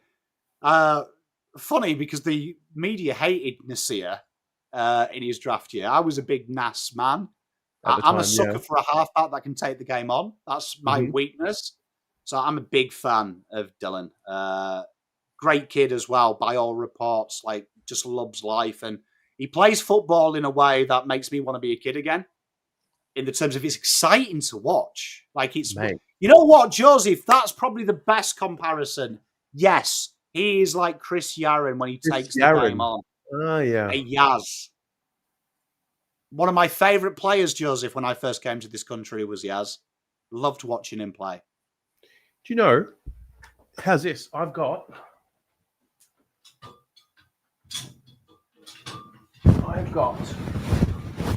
the very first Carlton Indigenous Guernsey match worn by Chris Yarren. Shut up! Yeah, match worn. The very first. How can you never give it that way? And also, why have we never rigged the draw so I can have it? I'm waiting. But yeah, that's an elite piece. Yeah, mate, that is beautiful. That I've got to say, that's a work of art, and we need more of that in our lives. All right, guess what? So this should be Danny Annable, right? Mm-hmm. So this should be Danny Annable. So for those wanting an update at home, I'll just share that so you can see it. There you are. So far, we've got Will Durst, Mazika Hewland, Harry Dean, Cooper Duff-Tyler, and Dylan Patterson. So there you are. But now we should be on Danny Annable. And this guy here is absolutely phenomenal as a footballer. A real strong talent. This guy is so mobile, so calm with what he does. The way that he goes about his business is so professional. Works hard up and down the ground. In the VFL this year as well, you can see he played the 8 games as a kid for Brisbane VFL. So he's got the senior experience and got them 4 clearances. Very, very similar to the type of player that you see in like a Lockie Neal and Ashcroft, but different type of player in the terms of he's not so offensive. He's more of that churner, that accumulator that makes your team better. So really strong acquisition for the Lions. They should match this no-brainer. He is fantastic. So Carlton currently have pick 26, 41 and 71 remaining. They would have lost their picks in the 20s. Annable is now It is Lion. Langy, indeed. So Danny Annable is a Brisbane player, as we've said, and this guy here, so good. His ability to work in tight traffic reminds me a lot, you know, Terry, you'll like this guy, this comparison. Reminds me of a young Mark Murphy, you know, how he can get the ball in positions that he doesn't deserve to be, shouldn't be for his size, and then gets the ball out. I'm a big Annable fan, and like when you hear the reports from the Allies camp and the Brisbane camp that this guy literally is one of the best trainers, the hardest trainers you'll see. You see it the way that he plays. Really strong player. So I'm a big fan of this guy, and he's going to be one hell of a footballer moving forward. Is he a guy that can play straight away? Yeah, I think they're in that horrible situation, though, aren't they? That I think I could play straight away at Brisbane Lions, so I don't think that's much of a compliment. But yes, he could do. He's very, very reliable. And the fact that Brisbane have got such a good midfield now that he doesn't have to makes him an even more ominous talent, but very strong player. And can't wait to see him in the AFL system. Yeah, John Bauer, I agree. You know, the junk is done. Now the draft begins. Now the bids are like, the bulk of the bids are done for the next 5 or so picks, you'd say? So let's have a look. Who would be the next POM bid? You would say now that it's going to be between Adam Swade, Harry Kyle and Bo Adelsall for the next bid. Mm-hmm. So that will be exciting of who goes next. All right. Well, the Tigers are on the clock. They've made 2 bids. They've got 2 picks remaining. 3 minutes to go, and we will find out who Richmond will be drafting. Swede, did you say? You think it'll be Swede here?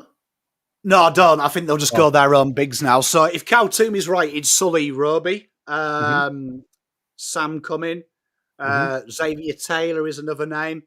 If you want the Pom Power ranking, it should be Dyson Sharp, but it won't be. But I think we'll see Sully Roby here. Yeah. Sullivan Roby. Great name. It is, and he's the bolter of all bolters. So why? He came what from was the nowhere. So a backstory of Sullivan Roby, and this is probably a good way to describe how he plays. He was a diminutive midfielder. Mm-hmm. Right? So he was about 178 a year and a bit ago, and he got cut by Dandenong, and he's now like 196, 197. 192, and there's still scope to grow. He plays like a midget midfielder built like Patrick Cripps. So, like, imagine crossing. If you could go into the laboratory and you were like, right, let's make Patrick Cripps. This is junior football, obviously, but Patrick Cripps, but then let's give him the hand and ball skills of a Lachlan Neal. That's kind of what you get with Sullivan Roby. He's a giant that plays like he's a midget. I've never seen a big guy like him have his ground ball game, but his last 8 weeks coming from Ringwood football, local football, plucked from obscurity to play for the Eastern Rangers, his last 9 weeks of football was almost perfect. Absolute risk, but the ceiling of this kid could be crazy. Wow. All right, Richmond, the pick is in and the Harry Dean photo has arrived. Oh, it's magic. Magic. You know, never believe it's not so. There's a lot of mullets going on, but like different style, different length of mullets. Can I just say, Danny Hannibal's like mullet, I really like that because that's like kind of like I work in banking, but I'm cool. Yes. Like it's party on the top, isn't it? There's a bit of party there. All right. Well, I am multitasking over here right now. It's quite hard. You got to say, this is quite hard because I've got more screens open than Christ himself. I just want to get this photo out with young Harry Dean and his dad, Peter. Teresa, thank you for the $2. I agree. Like, genuinely, why do we take the full 5 fucking minutes? Yeah. All right. Okay, the pick is in, and Richmond have selected your man, Sam Cumming. So this guy here, anyone that can play the start of play Sandful and have 20 touches and kick 3 goals, kind of says the caliber of player you are, and that is the caliber of player this guy is. Absolutely super, super strong through the core. Imagine Christian Petrarca light is probably the best way to describe how he played this year. And if you look at Sam Cullen's numbers this year in Sandful alone, 4 games, 13 touches, 3 clearances, 2.5 score involvements, a goal a game. Absolute brilliant. So really strong. For those asking what Carlton have got left, they have 25, 39 and 70. If you do want to follow it along the AFL app, that's probably a good way to do it as well. The AFL app does have the live updated board. But Sam Cumming, terrific footballer. His work rate through the core is absolutely phenomenal. And I really like this for Richmond. LaFour, as we're calling him, Sammy Layla on the left, and Sammy Cumming on the right. This looks really good. Teresa, mine's looking pretty good so far. I've nailed all of the picks, I believe. And I released mine like 3 hours before Cow Toomey, so you could say Cow Toomey copied Pom. I guess the question will be, is it Cumming and Roby, Cumming and Greel? Yeah, it's going to be interesting what this next one is, isn't it? It's going to be really interesting where this is. I think it's Sullivan Roby. I think. I'd love to see it to be Xavier Taylor because I agree with Chris. I think that's good. But like I explained in my mock draft, I think going Roby Cumming, I think go aggressive. Go aggressive. Like, go aggressive. Well, that pretty much sets them up, their midfield now. Like, what else do Richmond need? They had a big haul last year. I mean, we haven't even seen Josh Smiley play yet. Yeah, so I mean, Smiley is the inside player, so Yeah. they've kind of got that covered. I think Roby and Cumming just adds that dynamicness to them. So they've got a bit of dynamism with these two players. Mm-hmm. And I think when I watch how Uze plays, I do think that they need a little bit more dynamic excitement in there. Mm-hmm. So I just think Roby, Cumming, then you've got Sam, then you've got Josh Smiley, who's going to be winning the ball. I'm really excited about them as that pairing. But Xavier Taylor makes sense as well if you want like a halfback that's going to turn the game. And I think long-term Xavier Taylor is going to be like kind of a Josh Weddle, Will Day type player who's going to play up the ground as well as a wing, be that real direct running pattern player. I think his future's in the midfield. That's the option you can go for. But I would like to see Roby here, to be honest. I really would like to see Roby here. A minute 36 left until we find out what it's going to be. Richmond supporters, well, I figure you probably will be on the Tiger Cast stream. But if you are a Richmond supporter watching, let us know. What are you hoping for here? I'm looking forward to when the double picks end and then it's just 1-for-1. Yeah, well, I mean, we are like literally. I mean, what's funny here is we've got what 5? Like everyone's taking the full 5 minutes, which I do find so bizarre to me. It's one of the ones that I've never understood in like the AFL of why that is, of why we take the full 5 minutes. But like you look at this so far, like Eagles have done pretty well. They've pissed everyone off. Gold Coast will be stoked. They expected it. But now we are actually at the proper stage of the AFL draft. We've got Richmond here now coming. Whoever they pick here is brilliant. You would imagine, though, that they're going to go Roby or Taylor. But it's going to be interesting. Into the maze. Oh, God. I had it on my screen. So the bids that were 21 and 23 were absolved. Carlton get 39 back as change, and they've got, 21? 25. There you are. Yeah. Miko Baggers, hello. I think for Fox Footy, they just want this top 10 in particular to go for as long as possible. Well, time left 0. Hold on. What's the point? What's the point of having a clock if when it runs out, there's no punishment? Well, it happened last year. Juddy's saying it's technical difficulties. They did it last year, if you remember. I think it was 6 minutes 20. And they claimed that like the button that they press that calls it in had fucked it up. Because the official rule is it's a pass of the pick. Okay. So, yeah, well done, chat. Yeah, technical glitch. That's what they said last year. I don't believe it because, like, literally, how hard is it? Like, you're telling me that they didn't know as pick 8 came on the board. Like, I would imagine I could have said, boys, what are we doing 7 and 8? And they would have said, oh, we're doing this.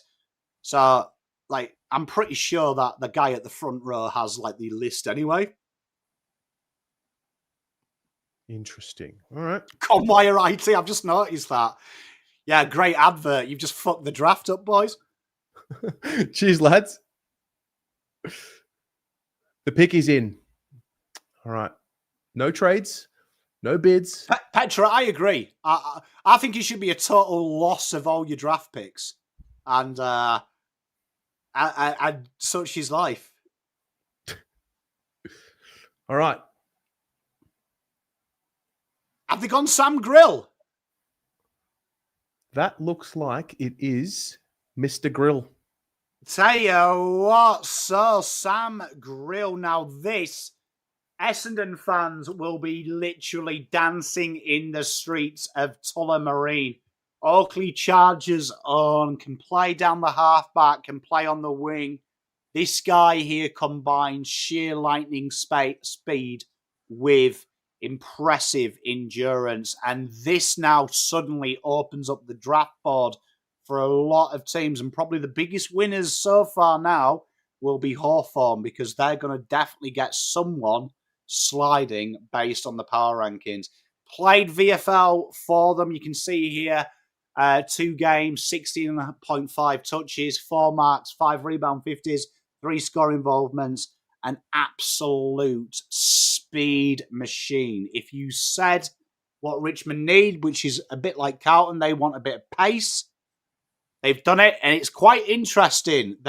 I have done this a few years with Tigers, picked their VFL players, and I didn't this year because I was like, they never do it.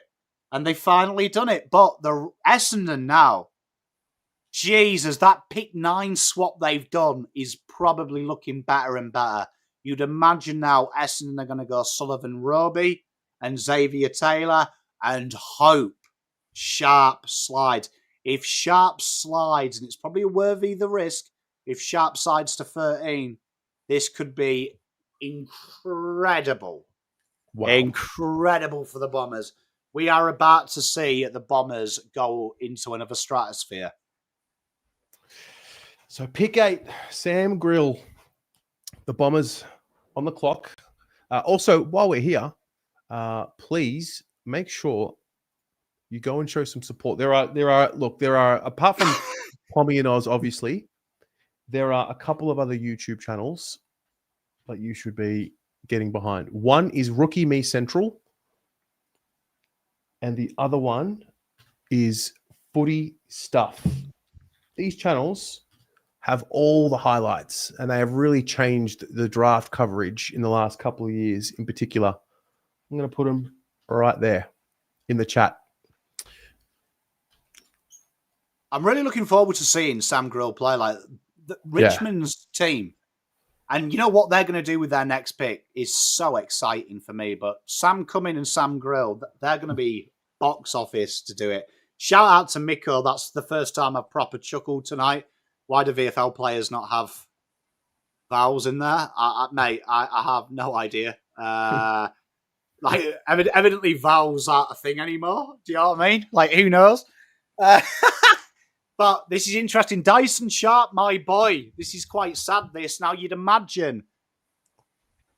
I think there's a great argument. If I was Melbourne, I would be all over him. It's going to be interesting, though. But I would say I had Jacob Farrow going there. There is a great argument now if the rumours are true and Cam Nairn is who they're willing to break the world for. Do you go Dyson Sharp, Cam Nairn? I also think there's an argument that you go Jacob Farrow and Dyson Sharp and then risk that Cam Nairn goes, because the reports were Melbourne were heavily into him. I don't think anyone else would be. Wow. Well, this is exciting now. Essendon are the real winners, though. The first winners. And right now, that trade Essendon with Carlton is looking genius from both ends. So this could be fascinating what happens now. All right. Well, the pick is in. We don't know what it is just yet, but it is in. Well, we love a little we love working it out, don't we? It's going to be exciting to see who this is, but we expect this to be Sullivan Roby now. Shout out them. They must be dancing in the streets. You know what I'm really pleased to see?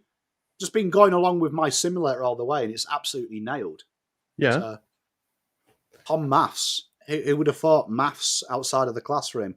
Yeah. But we are expecting here. I am expecting Sullivan Roby. Tell you what, these young lads, they're very refined. They look a lot more refined these days than what they used to. Yeah, people are getting older though, aren't they, Terry? I mean, I have kids, and the shit that they learn about and talk about is scary. Like, they're a lot quicker than me, than I was at that age. Tell you what, Juddy, utter woke nonsense. For people in my chat that don't get it, he's taking the piss. It's an EPL, a soccer meme. A football coach said it once, so it is. But Sullivan Roby is a bomber. Yep. He gets his wish. He said that he wanted to play at the club he was a fan of.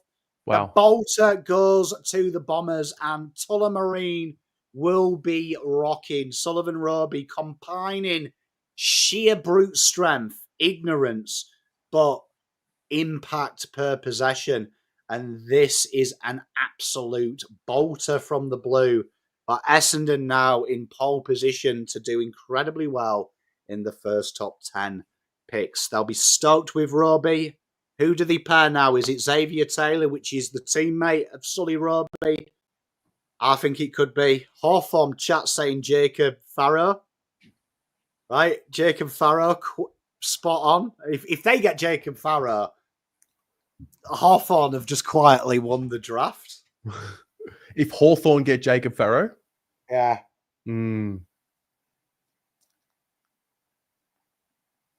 But Sullivan Roby, look at how happy he is with the Heps dog. Gets to go for the team he ever played with. Wow.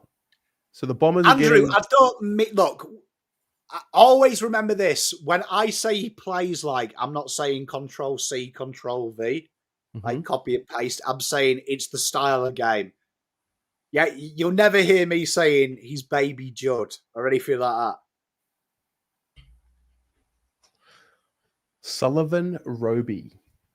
But you've converted me, Andrew. What? Like, this is it. I've been here too long now. I've gone. Control C. Just fuck it. Everyone's dusting. There's like the Goey. Fuck you. Jay. Can I just say that's a big undersell? Of Sullivan Roby? Yeah. I think that's I think he works a little bit harder than JDG. What was the big thing that he had improved on for him to have bolted the way he did? This is hard to say, but I'd say the big thing with him is that when he was cut by the Stingrays, right? I believe it was like 21 centimeters, I believe, off the top of my head, he grew. So you think when you're like, let's do the maths, when you're like everyone's 170, Terry, 175 midfielder. Yep. Like they're 10 a penny. The draft is full of that 175, 180 at under 16s. Suddenly he came into Rowville, played for Rowville out in Ringwood, and absolutely destroyed the men there. The big improvement was his size, Terry. Like, without making it downplay, he was... Look at him. 192. Yeah, he's... Like, he is pure Ringwood steak there, bro. I think this year will go down as it's the low taper. It's just the low, this little bit here. A lot of them have it. Mate, look, I have spent a lot of time in Ringwood. It's where Mrs. Pom hails from. It does. And God's country. I can tell you the men out there are built different. Probably the hardest I've ever been punched was in the TAB at Ringwood. Like, honestly, fucking fair play to the guy who gave me a right hook. What'd you do? I still feel it on the cold today. So fair play. They're big boys. And he's a big boy. But yeah, great pick for them. And Essendon now I expect to bring his mate across, Xavier Taylor. And they've done very well to start with. I hate to do it, though, to your chat to talk Essendon up because I always take the piss that Essendon are always the draft premiers. Feels like I've made them the draft premiers. So just a look ahead now, because we've been pretty into the top 10. Essendon are about to pick again. The pick is in. Melbourne will then pick twice before the Bombers go again. So if I'm the D's, who am I hoping slips here? I mean, this is fascinating. Like, Farrow would be high on my list. Of what I want for them.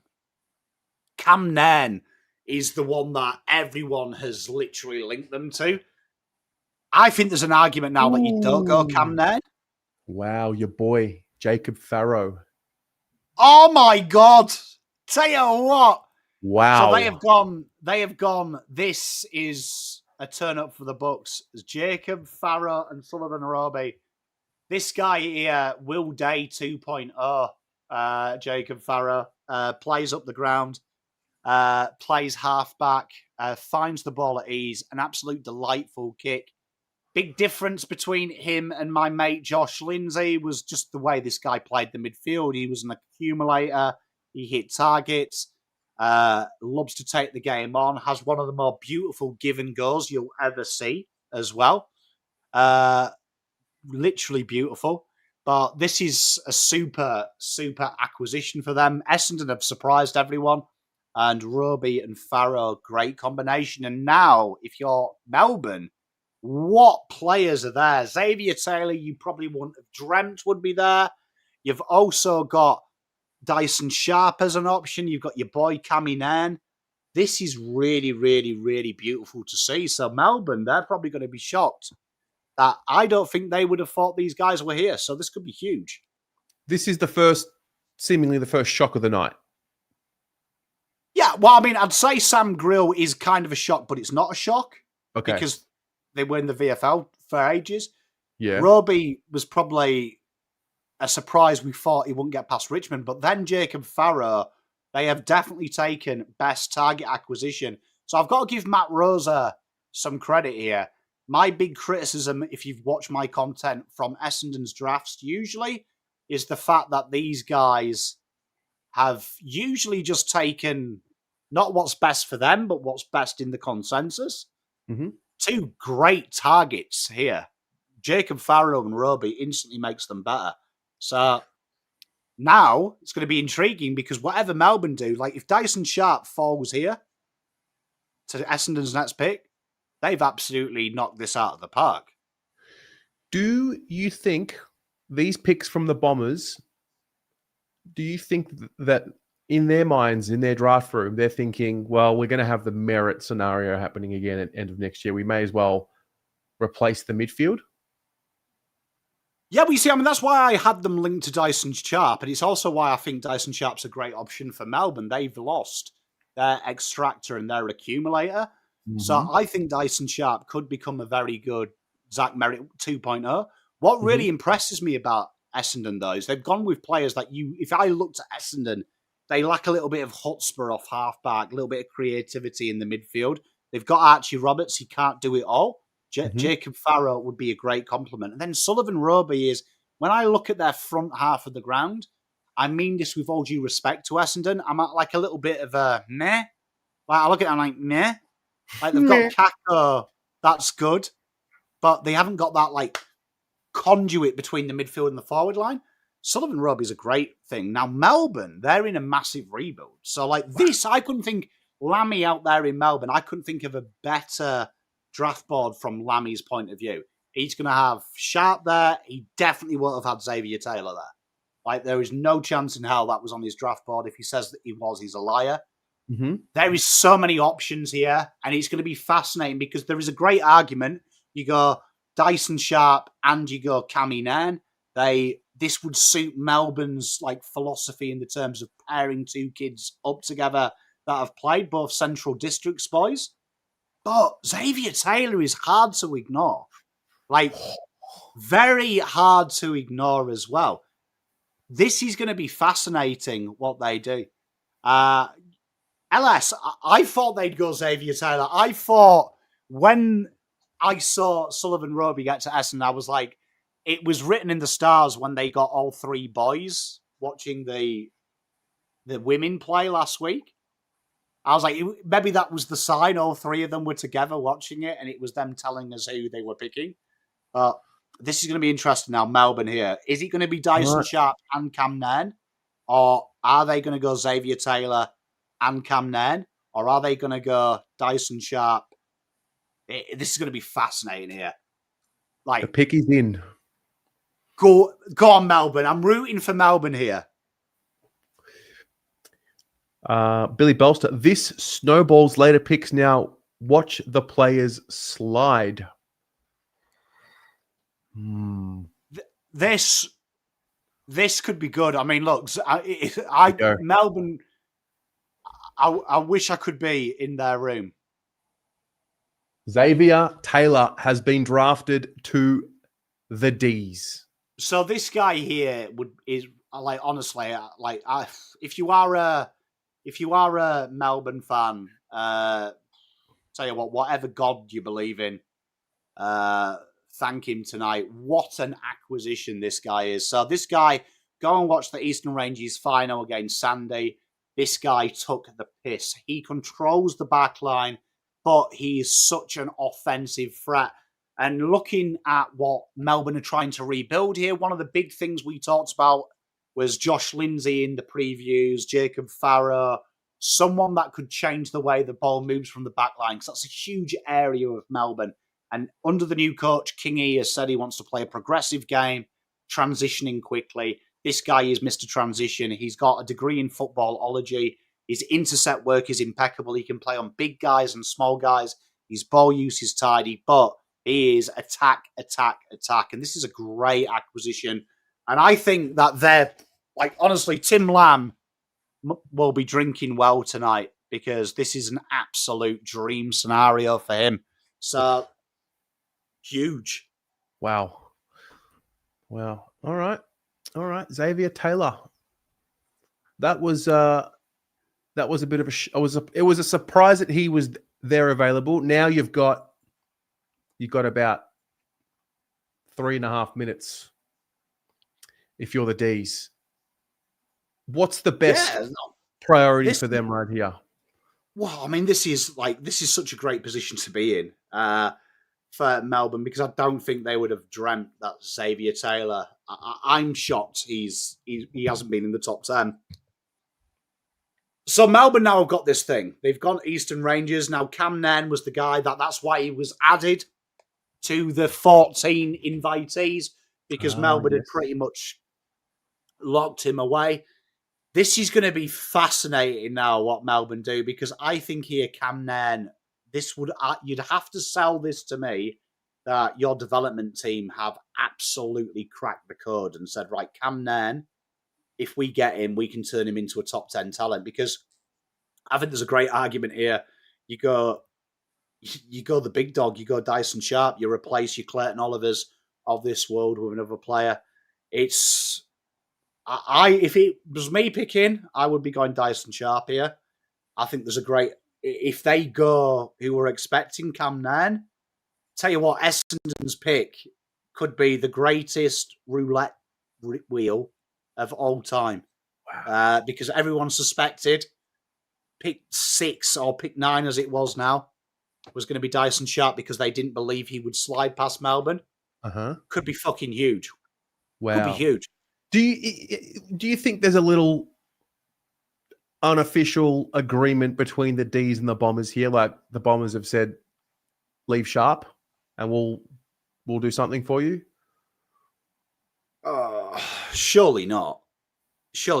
I hope they haven't. It's a competition, after all. But I mean, look, if I was picking, I'm going Sharp. But Cam Nairn could be huge here. If Cam Nairn goes here, Essendon will be. Matt Rosa might do cartwheels, I reckon. Wow. Okay. So the Bombers could be bringing in some seriously passionate Essendon people that bleed red. Well, I mean, I don't like Essendon by any stretch of the imagination. I'm a Carlton fan. But Jacob Farrow, Archie Roberts off the halfback line is Wanktown. Sullivan Roby in that mid-forward area is Wanktown. Okay. And if you add Dyson Sharp to that, I'll tell you what. That's Vibosaurus Rex. So Melbourne here, this is going to be interesting. I hope they go Cam Nairn, right? Because that would say to me, you've targeted it, you've done your homework. Yes, you've had your willy touched because Xavier Taylor slid there. Stick to the plan, though. Stick to the plan. Get your Cam Nairn. Yeah, this is where good teams excel. This is why I always like GWS. The amount of times GWS have had a slider and gone, fuck it, who cares about the slider? And pick it. That's what good recruiters do. This is going to be a real test to Melbourne. This is probably not what we expected. Do we do it? So let's see. Let's see. Right. The pick is in. The pick is absolutely in. Let's see what happens. Pick 12. Can I just say, if it is Latrell Pickett, that would be huge, because that would be Operation Keep Keziah Pickett. Yeah. All right. Dylan takes the mic. With the pick 12, Melbourne select Latrell Pickett. Oh, why? Stop taking the people I like. Right, okay, Latrell Pickett.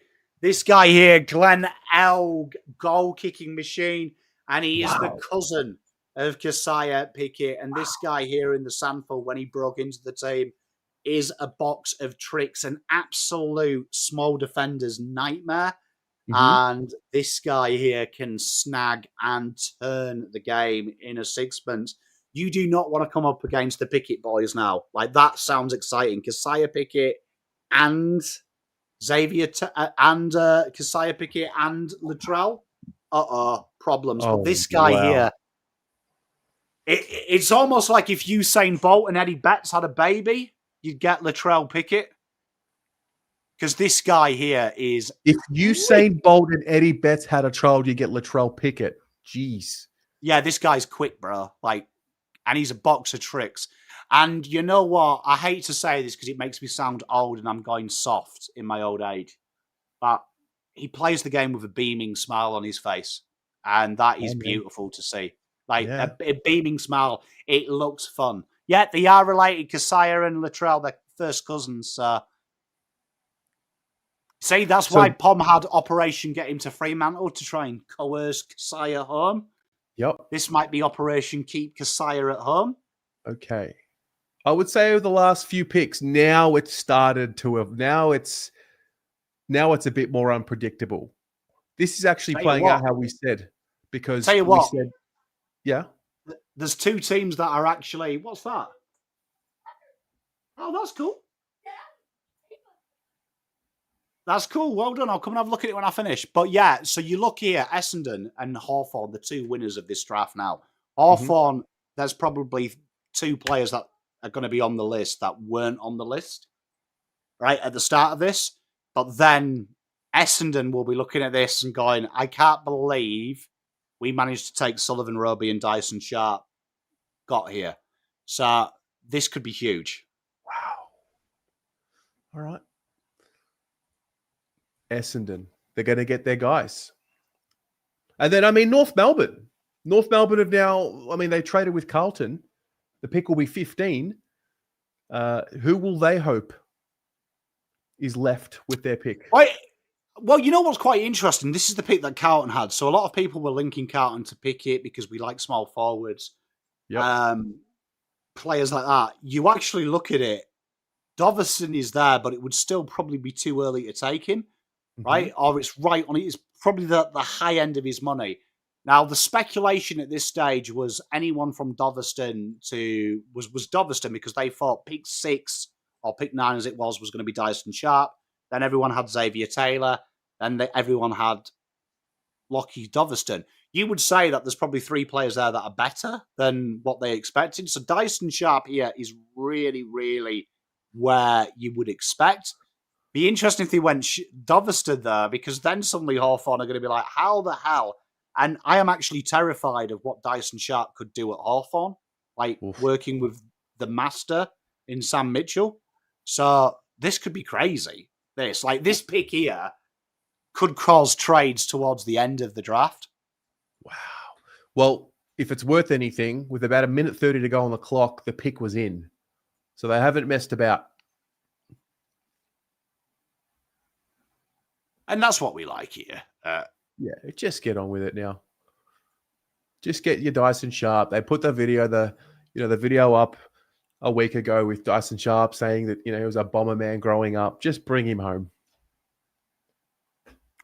Callum, Patterson or Pickett, who's quicker? I'd say Patterson's quicker because the way that he runs, he's running from a standing start, where Pickett is doing short bursts. So I'd say Patterson over running with the ball, but Pickett doesn't have to run with the ball. He has to run as the ball hits the ground. Dyson Sharp is the man. Bombers get him. And he's been my boy from early doors in the draft, Dyson Sharp. Indeed, the knock is the pace. And that's really fascinating to me because I think every midfield has a Dyson Sharp. The best way to describe Dyson is the black backdrop that makes stars seem a little bit brighter. And I think he's perfect for what Essendon want to build. They've got them players that they want to play off him. This guy here just wins the ball all day, finds it, does the basics well. And for me, the big knock in the AFL at the minute is, if someone just does their job but not sexily, we don't like him. Dyson Sharp is the hidden ingredient in every midfield. The way he thinks quicker than most people. A great, great acquisition for them. And if you're judging this on since they hit the professional system, it would be pick one all way. And what I love about Dyson, this time last year, people said he didn't do anything front of centre. He's gone over nearly 2 goals a game this year, like 1.5 goals a game. And this time last year, everyone was saying, he does fuck all forward of the ball. This guy does it. What you've just described there, yeah, George Hewitt is definitely one there. That what you just described there was, in my mind, it was Jobe Watson. Not quick, but thought. He was a quick thinker.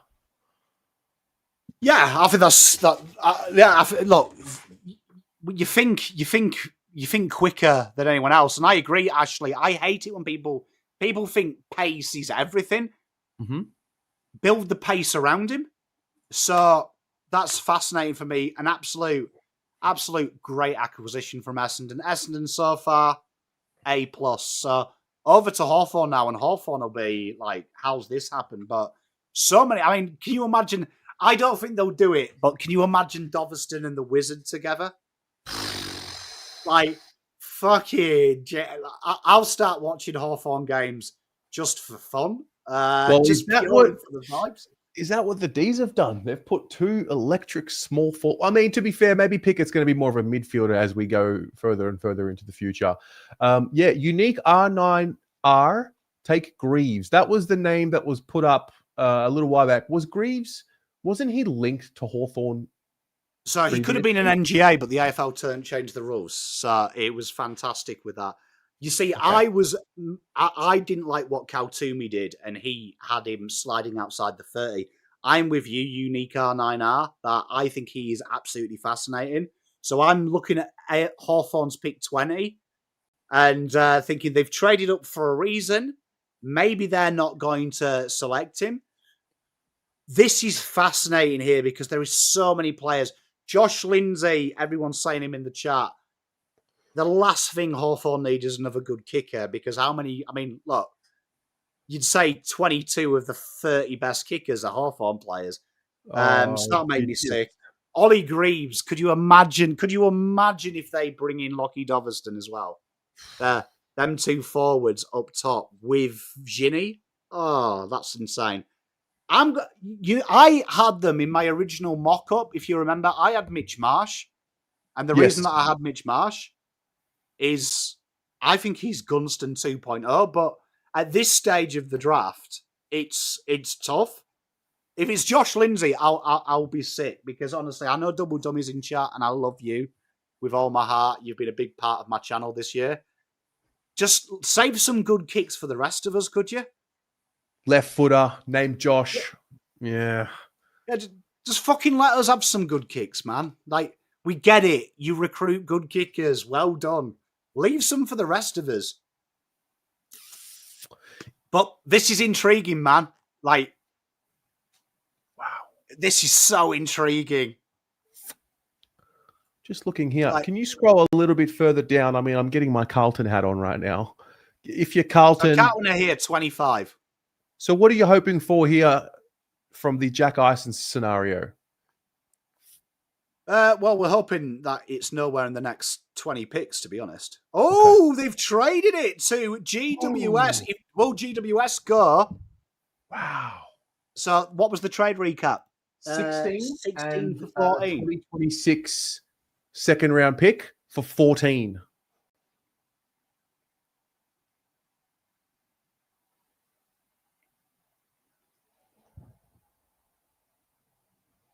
So, tell you what, this has got Doveston written all over it with GWS. Uh-huh. Oh, I'll tell you what. Wow. Double GWS. And the pick is in. All right. GWS. Can I just say, if they bid on Adam Swade and then go Lockie Doveston, they have the opportunity to do the old time. But let's see who they're doing. Okay. The pick Can you is. imagine if this is Oh, there's a Dunstan? bid. There's a bid. Oh, they have. Who have they bid on? Don't know, but there is a bid pending. Have they done Swade into? Surely they haven't done Adam Swade. This could be Harry Kyle as well.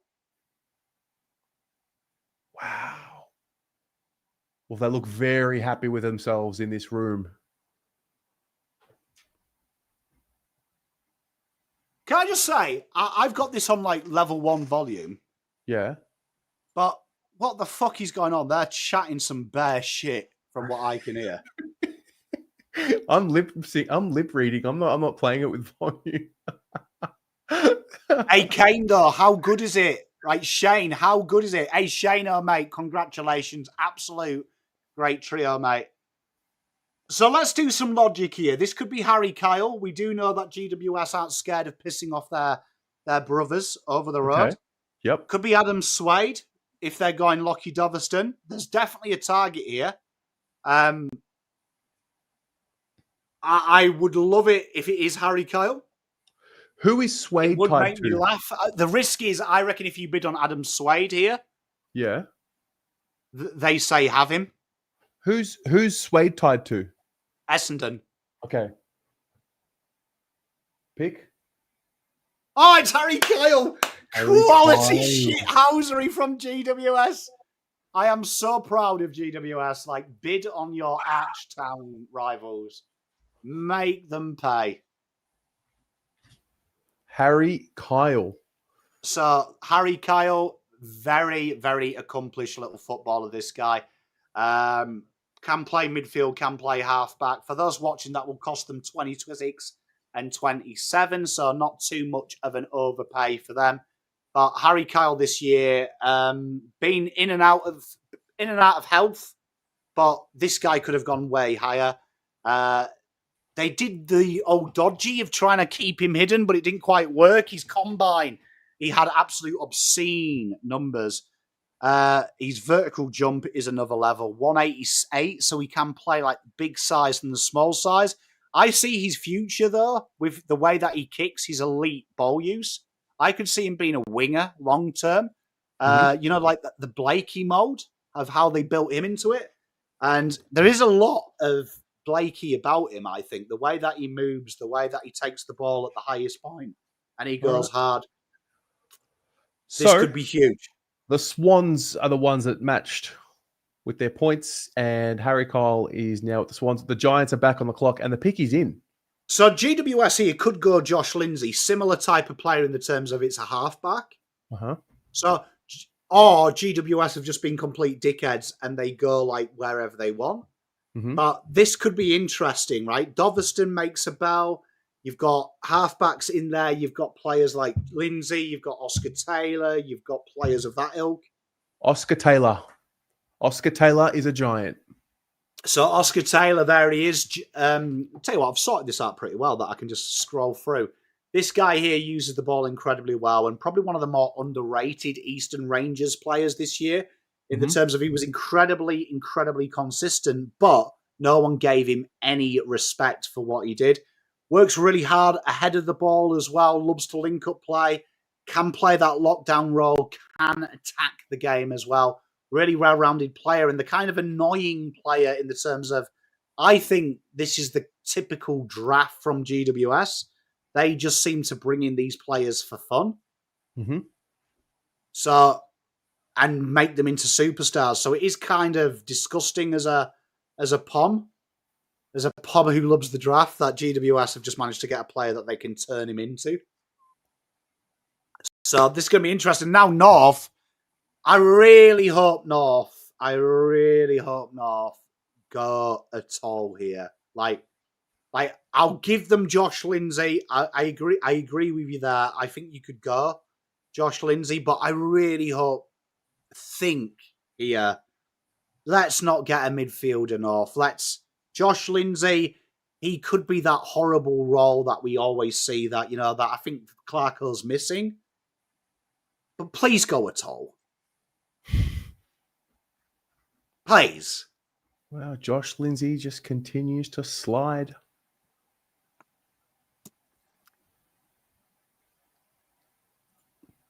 Are there any teams who are seeing this situation that would be inclined to make a trade up? Or is it too early? It's interesting. Well, I mean, it's interesting because I know the chat's saying Lockie Doverston, but I don't look at small forward as a huge issue at North Melbourne. Like, I really don't. And this is like my gripe with North. The Harley Barker mock draft I really liked because I was like, take a punt if you get pick 16 right. This is intriguing because I do think Hawthorn might be in that really good situation here where I think there's still people on the board that Hawthorn could maybe maximise this. Wow. Oh, look at him. He's a happy lad. He's a very happy lad. Yeah, look at he's stoked, mate. Man, I'm telling you, it's the year of the low. It's the taper here, just on the side. They grow out taper. Yeah, they grow out their hair, and they're just the low taper here. You know what, Unique R9? I agree. I couldn't agree more with you. Like, genuinely, this draft needs a bit of respect, and this makes it really, really hard. This makes it really hard for him. So Carlton, for those asking, they're what, 26? Yes, so, the pick gets pushed out. And is there potentially? Oh no, there's no one to bid match on. No, it will be 26 now. Yeah, for Carlton, we just don't want to see Jack Ison's name called in the next 10 picks. Yeah, or do you think Carlton draft him at pick? Yeah, 26? well, I mean, if Carlton can have that pick 26, that trade looks better and better, and there'll be quite a few people out there in the social media might have to apologise, but they probably won't. But this is going to be interesting. Carlton are in a really good position. Just trying to look now. End of round one was Brisbane's pick, wasn't it? Yeah, 23, I think you said at the start So of the night. I think that's Fremantle's. It's pick 23. So hopefully, if there is a God, we won't hear the name Jack Ison. Geelong is the one that has been rumoured to make the bid. Yeah, like Terry, they laughed at me, you know, when you had Soter him on, and I said, yeah. they laughed at me, Terry. You know what I mean? You actually did the trades. I think it was with Adelaide, though, but you did the trades. Yeah. They laughed at me, Terry. You see? Just want a bit of kudos every so often, do you know what I mean? Don't ask a lot. One day they'll learn. One day. This is going to be interesting now. Like, so I believe my North boy in here, he really wants Doverston. So, Johnny, I hope you get the man that you want, mate. I really do. But, you know what? Doverston going to Marnie's side, to see her happy would make me happy as well, right? But I just think, from my heart of hearts, it's the best available player. It's not the player for them. Well, here he is. It's Docky Doverston. Well, I tell you what, Paul Curtis is my boy. I've been a big Lockie Doverston fan all junior year. That might be the most exciting small forward pairing in the league at the minute. Josh, I agree. Probably the first time we haven't seen a fucking mid for a while, but this is exciting. Paul Curtis, Doverston working off Nick Larkey. This could be brilliant. And he is pure X Factor. He's going to be... This is... Arden Street need a vibe. And this guy is Mr. Vibe. Wow. Look at the mullet, man. That's one of the best ones. Hey, John, I'm happy for you, mate. I hope you enjoy him. I hear you enjoying. So, remember, Ison hasn't slid yet. Geelong is where we think he's going to be picked. So, we've still got 1, 2, 3, 4, 5, 6. There is names on there that I think that Geelong will like, though. But this is going to be interesting now. Hawthorn. Tell you what, they've got toys aplenty all under one roof. This will be interesting. You know what I'd love Hawthorn to do? I'd love Hawthorn to do Harley Barker. Why? I think I think he is a bona fide guaranteed top 10 pick when we redraft this. You did say that. Guy was a goal assist machine. And looking at Hawthorn and what they've got, I think that could be sensational. Could be a sensational pairing.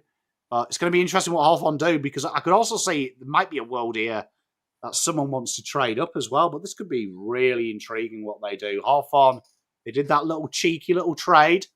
They gave... Obviously, Hawthorn are the masters, I'm told, from a couple of list managers of having loud conversations in the canteen. So I wonder if they said Oscar Taylor and they were like, oh, shit, we need to get there. But so I don't think anything's changed from what Hawthorn wanted. Run me through Hawthorn here, because pick 17 and 21. They've got 2 of the next 5 picks. Yeah, it makes it easy. I mean, like, it's going to be interesting because I know that, like, I think we've got a few Hawk boys in there. Yeah. I think Ollie Greaves at 21 is probably about where I had him in the power rankings. I think him and Landy are 2 of the most underrated Eastern Ranges boys in the competition. And I'm shocked that they haven't got enough love. I don't think Geelong, take Greaves. I know there's the grandfather link. I just don't think Geelong are the type of team that give a shit about genealogy that way. Mm-hmm. So I think there might be an argument that they might slide, but this will be intriguing what Hawthorn do. I think that the world is sky is the limit here, so this could be fantastic. You just know it's going to be Josh Lindsay. You just know. Yeah, ball users. Gotta just say, Lockie Doverston, what a boy. I'm a big fan of his look. Like I said, I don't usually like the look, but I don't know. There's even in his highlights, he's got a ruggedness to him. He has indeed. I agree with you. He's a nice guy. Oh, as I predicted, I'm getting news. Eagles have traded up. Oh. And as I said, I think Hawthorn might trade down, as I said about 5 minutes ago. All right. They obviously know what they want. He has the aura. He sure does, Justin. Okay.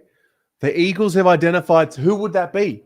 They want someone. They want Lindsay. I just say Josh Lindsay and McCarthy off the halfback line is tasty. The tradies picked 17 for 18 and a future second. That's I would say that. Wow. No? So 17, let's have a look. 17. Like this is good business, though, by them. So getting a round 2 in, really important for next year when they're going to be chasing established targets. So that's quite a high price. So whoever this player is a player I think the Eagles would value as a top 15 selection. Now, I think they need midfielders. There's a bid. A bid is pending. Is it Bo Adensol? I don't know. Wow. Why would they trade up to bid? Can I just say I am liking that people are doing it, Terry? Yeah, fair. Like, you know me. Can you imagine if it's Jack Eisen? Oh, that would be good darts. Be good content. Surely not. Yeah, can you run I'd like through them to go Sydney players. Like, I mean, but if Cal Toomey's right, it's Adensol. But okay. I mean, could you do it? Could you do it for Bance? Could you go Sydney? Could you go Max King? Could you go Carmichael? Then do you go Bo Adensol? You know, Jai Murray. Right, I would say this: Essendon. When I look at Eagles, they need midfielders. Jai Murray looks the most complete midfielder in the draft for them, right? So when I look at Eagles, yeah, Jai, I agree with you. Jai Murray, I could not agree with you more. If I was them, I think Jai Murray's got a little bit, he reminds me of Pridus. Is it Jai Murray? Oh, tell you what, chat, you don't pay for this content. Wow.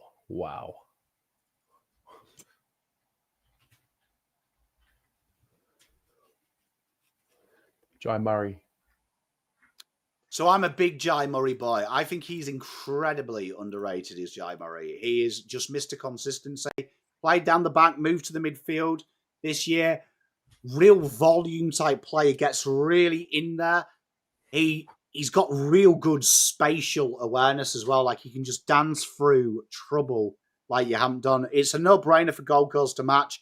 And this now explains why Gold Coast went ham on picks early. Okay. To bring them in, because obviously they'd caught wind of the old everyone's going to be a dickhead to us. Mm-hmm. And you know what? If they went Bo Adensol here, absolute quality if they do.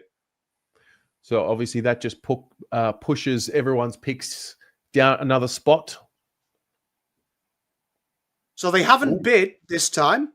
No, there's a pick straight away. You know what?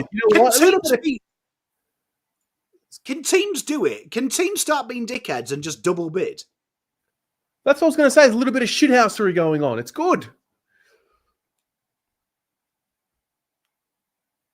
Philly. If Hawks don't take Lindsay, I'll lose my mind. So, I mean, this is going to be interesting. Mine's saying pick is in. If it's Bo Adensol, though, I'll laugh. I see a bid pending. Wow. The Eagles are drafting like a real football club. So Bo Adensol, if this is Bill Adensol, we'll go with it's Bo Adensol. But Bo Adensol is another player that I think would be a very good link. So I really like this from Cal Toomey because I'm looking at what they need, what Eagles need, and they need experience, ideally. They need someone that can have really good run and carry, someone that can link up play, and like a midfielder like that, a midfield like that who works hard both ways. Mm-hmm. I really like the fact that you go to academies. Academy players are better than what you think because they've been in the system for a long time. So I'm proud, one, they've double bid, but two, this is going to be interesting because just looking at the maths here, right, this would put them into a 156 deficit should they match it, right? Now, I agree with Cal Toomey that I don't think they match it. And the reason that I say that is when you look at what they've got left in the terms of players, I think they've got a lot of this. They've got a lot of these players. I think they might look at players like Colby Coulson, who's a similar, less value player than Bo Adensol, but I think that they would rather have... They've got quite a few senior spots to match. I think they might say, you know what, let's not match this. Let's take our picks in. We've got a few left. We've got 40 and 44. We can probably get a couple of sliders here. Okay. Well, the bid is pending.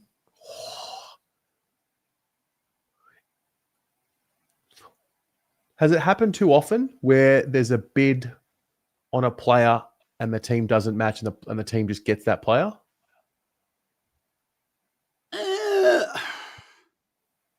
I mean, look, the last one I can remember that comes off the top of my head is Irvin Mosquito. Yep. And a list manager told me the greatest story ever. And that was that evidently Hawthorn had told them that they knew Dodoro used to listen on conversations. So they fabricated a story over coffee saying, oh, you know what, I don't think we could do it if this happens, if the bid comes in the next 5 picks. So they did it so it wasn't expecting it to be matched and another player slide. But it turned out they didn't rate Irvin Mosquito and Dodoro. And that's why if you watch it, Dodoro's like, fuck! Like, he looks pissed he's got the player. So that's it. Andrew last year, great call. Dunkley, good call. Josh Dunkley. Okay. All right. The bid is pending. So if they match this, they would be in what's called deficit. So I think they're either looking for a trade or they're probably going to just pass this up. And if they end up taking this, let's say they match, would that be the end of Gold Coast evening? So if they match, no, because the 0 points, the weird thing with the AFL is they still keep it. Okay, gotcha. So you can be in a deficit and then have picks later. But they have to have 0 points value, yes. Gotcha. Yep. Wow. All right. All right. The last pick, Jai and Sheridan, it will be Fremantle's pick 24 because that was traded with Brisbane. Oh, I didn't realize that this is what Ben Waterworth looked like. There you go.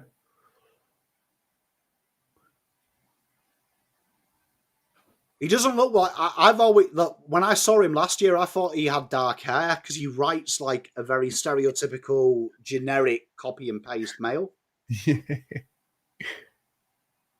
Is there a time limit on matching? So you get 5 minutes to make the bid, and then you can get an extension of the 5 minutes as you do this, and then you get a 3-minute extension if you start negotiating a trade. All right. Well, pick 18. The pick is in. Let's have a look. See what they're going to do. I reckon why they're taking so long is they're trying to trade here. The Suns? And they're waiting for a text back. Yeah, it's quite funny, though, because when you actually speak to list managers and stuff, a lot of it is they are going to match.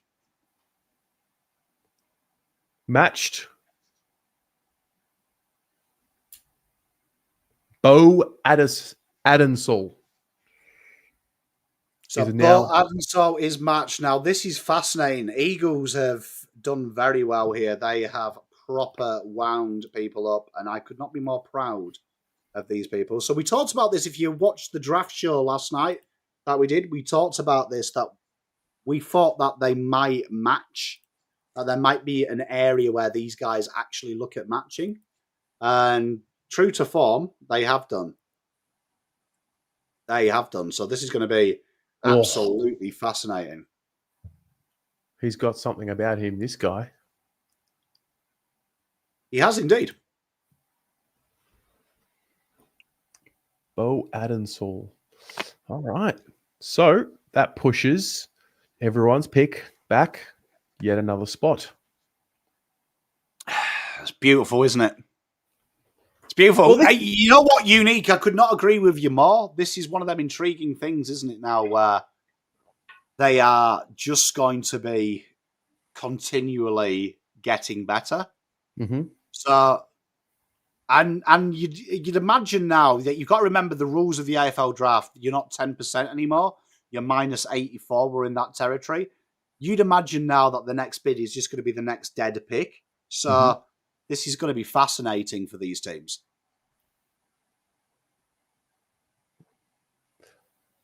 Bo Adensall. All right, let's go back. The state of play with the draft tracker.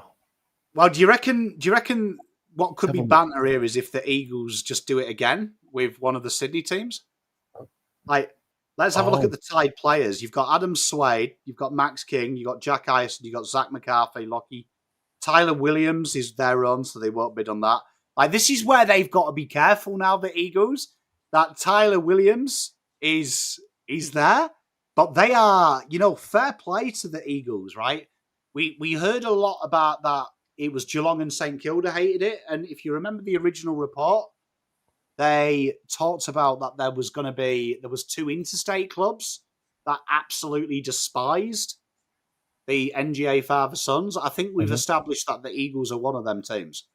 Yep. And fair enough. I like what they've done. They've made it a competition. I think LS said it earlier. All bets are off. So it's going to be fascinating. Can you scroll down a little bit more? I just want to track the Carlton pick. It's out to 28. So Carlton have got... So ideally, we don't see Carlton's name called. This is where the draft ends tonight. At Fremantle pick 25? Yeah. Okay, great.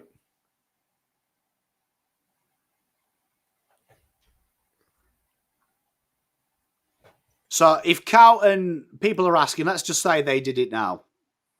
So the bid match here, Jack Ison, they'd lose 28 and 38, and then they'd get 51 back in change, which would jump back up. Right.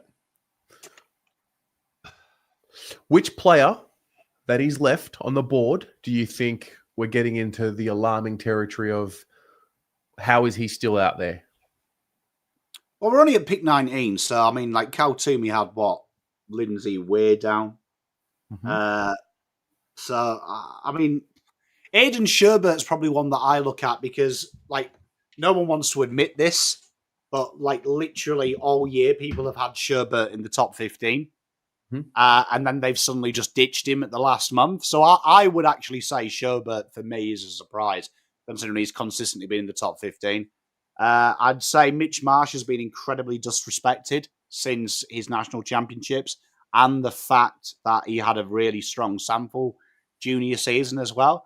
I think Ollie Greaves and is incredibly disrespected, all because of his last couple of weeks. But the fact that that guy has pretty much won the games on his own back for them, is intriguing to me. So Josh Lindsay, I had him really high there, which is really weird. That's All right.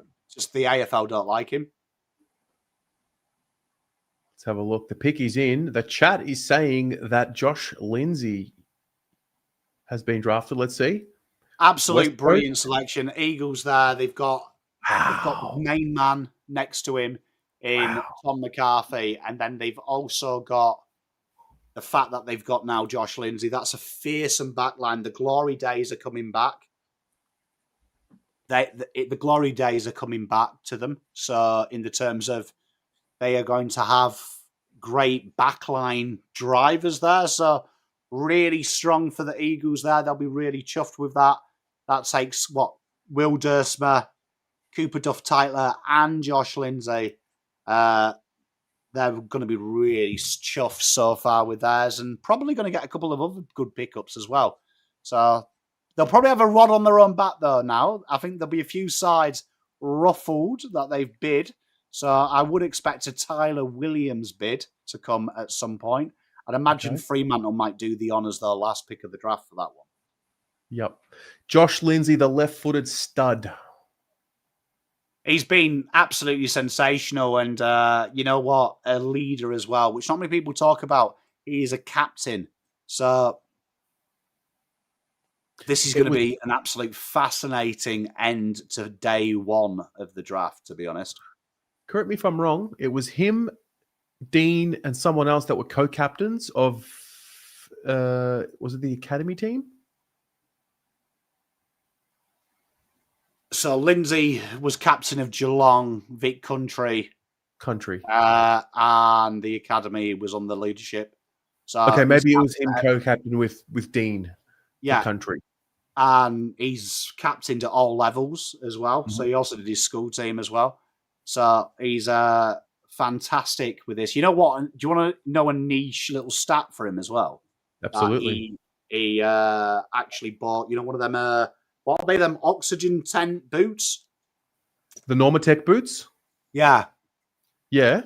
Like he did like odd jobs and saved up money to spend like a couple of grand on them. So like he's like, that's how much he takes his rehab and his rehabilitation seriously.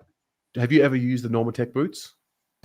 I mean, unfortunately, Terry, I mean, just doing draft content, I don't need to do rest and recovery. So you're a bit fucking overkill. Yeah. Can confirm they are good. They're good fun. Yeah, well, I mean, they are. So yeah, that's a little interesting fact. His mum gave that away a couple of months ago. That he actually like saved up his own pocket money as well. It wasn't like family made. He like did that off his own back. So fair play to him. You can't fall off, can you? Mate, I'm telling you, man. Like, I mean, I think the cheapest I've seen those boots is like $750. I mean, yeah, they're serious things. Yeah, mate. I mean, you've got to like. It's one of them things, isn't it? It's one of them things. Like, if you're serious about your like rehab, which obviously he is in that avenue, you've got to. I think that goes quite far, doesn't it? In my opinion, Yeah. like that kind of goes quite far, like in the terms of long term where you might end up. Interesting. All right. Well, there goes Josh Lindsay. That's a shame. I was hoping to ride the Josh Lindsay train a little bit more. Spot on. But there it is. $2,000? Hawthorn though now. Shit. Yeah. Pretty impressive, isn't it, for a kid? Yeah. But I mean, that's the secret sauce right there, doing the extras. Mate, spot on. It's one of them things, isn't it? So going to be really fascinating what happens like from the draft now. Are the Hawks a chance to get out of this draft? Or do you think they'll take both picks?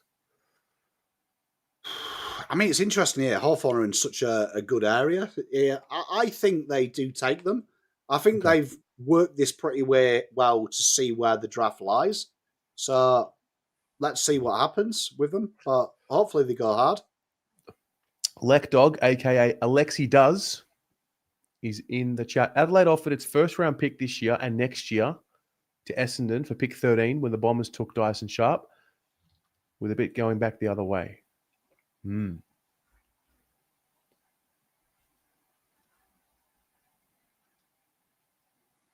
Ethan, day one ends when Fremantle make their selection, which is pick 25, unless there are more bids.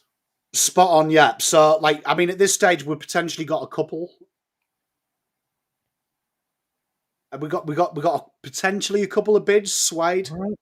Pick 20, the Hawks. They've made their... Well, the pick is in for Hawthorn with pick 20.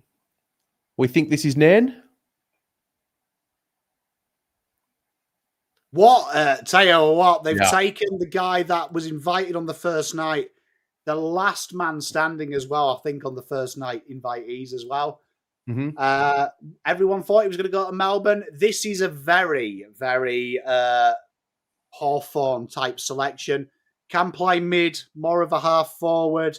Plays a lot bigger than he is, 188. We talked about Gunston 2.0. This guy learning off Gunston could be an absolute real delight as well. So really excited about where this guy goes to and ends up. We were at the start when Melbourne didn't select him. This guy, sky is the limit, though, from Caminan. He was sensational down in South Australia. Great acquisition. Hawthorn done well there. And Hawthorn going to technically have nearly 2 back-to-back here now. Wow. Shane Crawford presenting the Hawthorn Guernsey.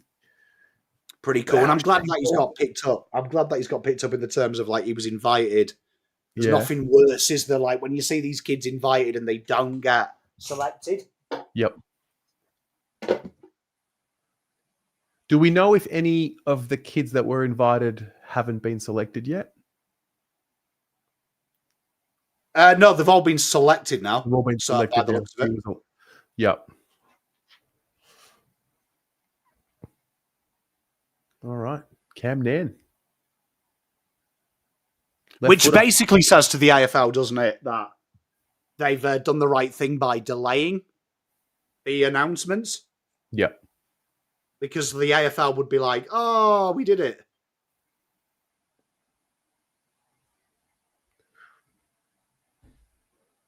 See, I haven't seen any of this kid yet. He was really strong in South Australia. Yeah. Hey, double dummy, back in the day, mate. Sometimes I'm a genius, sometimes I'm not. All right. So the Doggies, this is going to be interesting. Yes. A lot of people have looked here, all different comparisons. Thread Gold, as you're saying in chat, was huge. You would say key forwards they've got a lot of, so it's probably not going to be a key forward. It'll be interesting here if they go someone like Harley Barker, because you would say that these guys could rest these players. You'd say Doggies don't really need someone to play tomorrow. Noah Hibbins-Hargraves, you guys are asking for. Yeah, that could be a great selection as well. But Blake Threadgold, this could be... You'd imagine Threadgold, looking at who's on there, I reckon Fremantle would have a sniff, so I think Doggies have got to make that choice ASAP. Yeah. They got 2 minutes. They've got 2 minutes to put their pick in. Always tough. We are anticipating 5 more picks, ladies and gents, in case you're wondering, unless there is a bid. Yeah, it's going to be interesting, isn't it? Because this is what they've got. They've got literally to do. They've just literally got to do their next. Like you've got what Adelaide, Dogs, Hawthorn, Geelong, then Fremantle. End of that. I'd imagine we're going to get an Adam Swade bid, maybe. Like, let's have a look. Club tie players, best ranked players. You've got Adam Swade, Max King, Jack Eisen. So all them three potentially could be bid on. Okay. There will be a bid on one of the Swans boys. It says double dummy.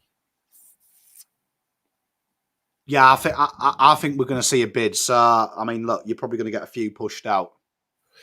Peter Lewis. Sorry I'm late. Who were the two players we picked up with 9 and 11, mate? Toby Paint. Jumping between Tiger Cast and Pommy. Passed on some cash there. So we'll do the same here. Cheers. There you go, Pommy. A little $10 dono right there. Thank you very much, my friend. Thank you very much. Yeah, Peter, we've 9 and 11 are a thing of the past. All right, pick 21 is in. The doggies. We think it's Thread Gold. Harley Barker, potentially. Let's see how it goes. A bid. Wow. Is this going to be the Eagles player?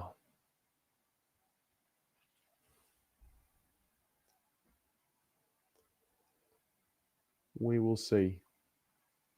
So this here could either be us, Sydney, or Essendon. Is it Jack Eisen?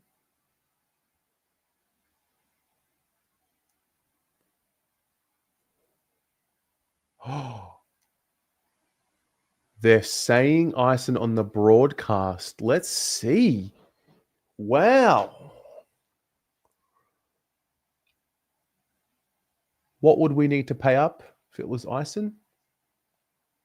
So we would lose what? 20. We'd lose 28. Let's have a look here.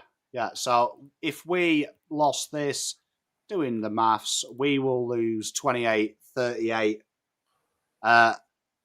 Yeah, that'll be not great.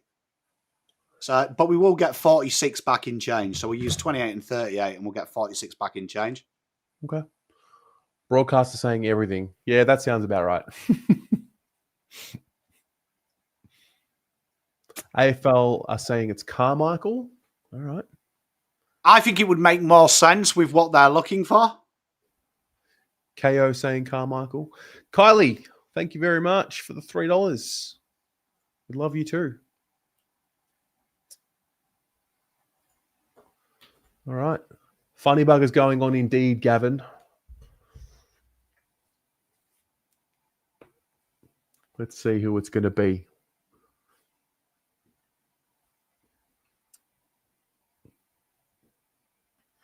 How is Ollie Greaves still on the board? Is that the best available? Yeah, I mean, it's in look, Sherbert, Greaves, Marsh, Noah Hibbins-Hargraves were all quite hot on Harley Barker. I mean, this is a fascinating one in the terms of that Ollie Greaves is another player that people have said is too slow. And always look at Harvey Langford last year. People said he wasn't a pick one because he was slow. You'd argue he was one of the better players this year. All right. You know what? I can't believe it takes them so long in this. Just get it done. Come on. It's Max Sydney on the phone. Sydney is tied to Max King? No.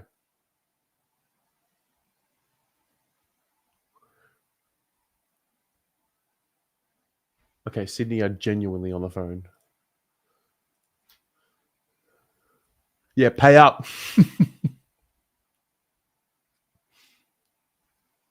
So let's have a look here. Bid pending. It definitely is the Sydney, so it's either King or Carmichael. They don't look very concerned, though, but they are managing to take the full 5 minutes, which is fair play to them.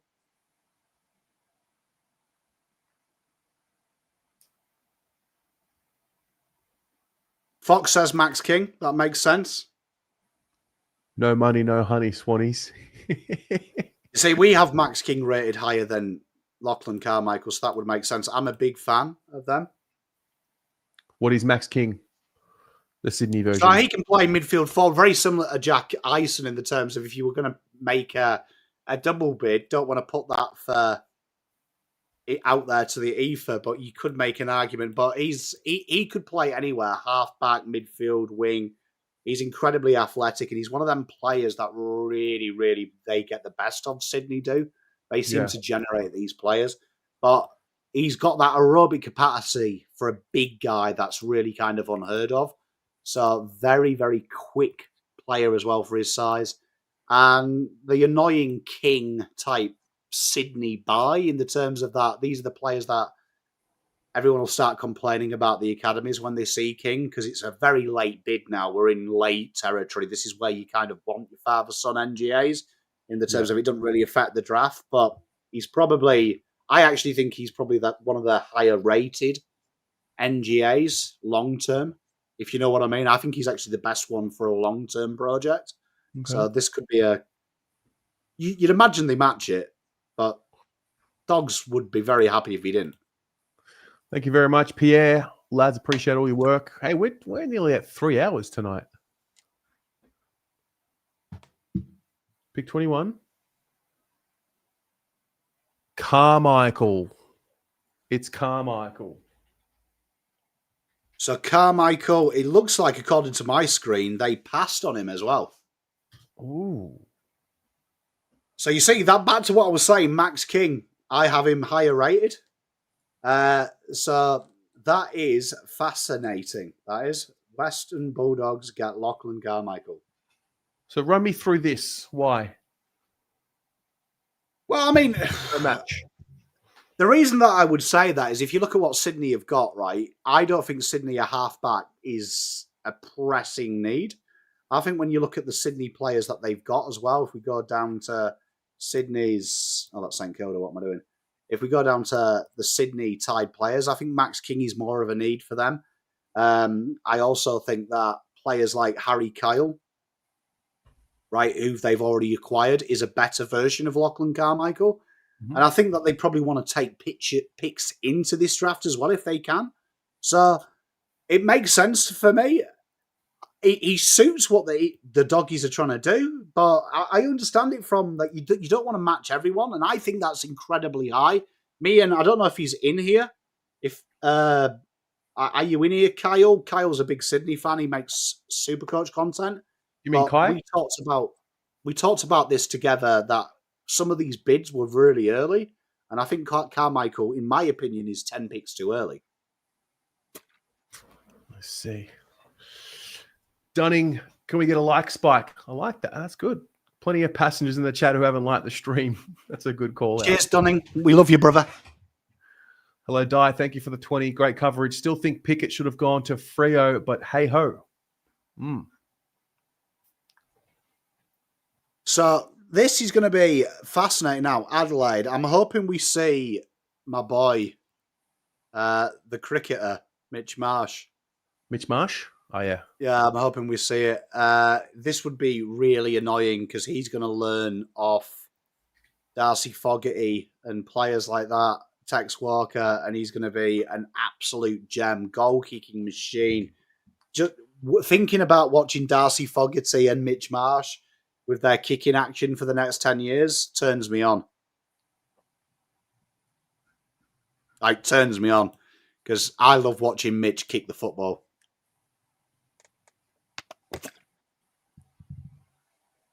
Oof. Just got a little thing here I'll share with the Carlton fans in the chat that want to see a little bit of, wow, Harry Dean with Coach Voss right there. Gee, he's got some pipes on him, Harry. Hey, I was going to say, decent fucking biceps on him, isn't he? Look at the men. We're talking men. Not the boys, the lads.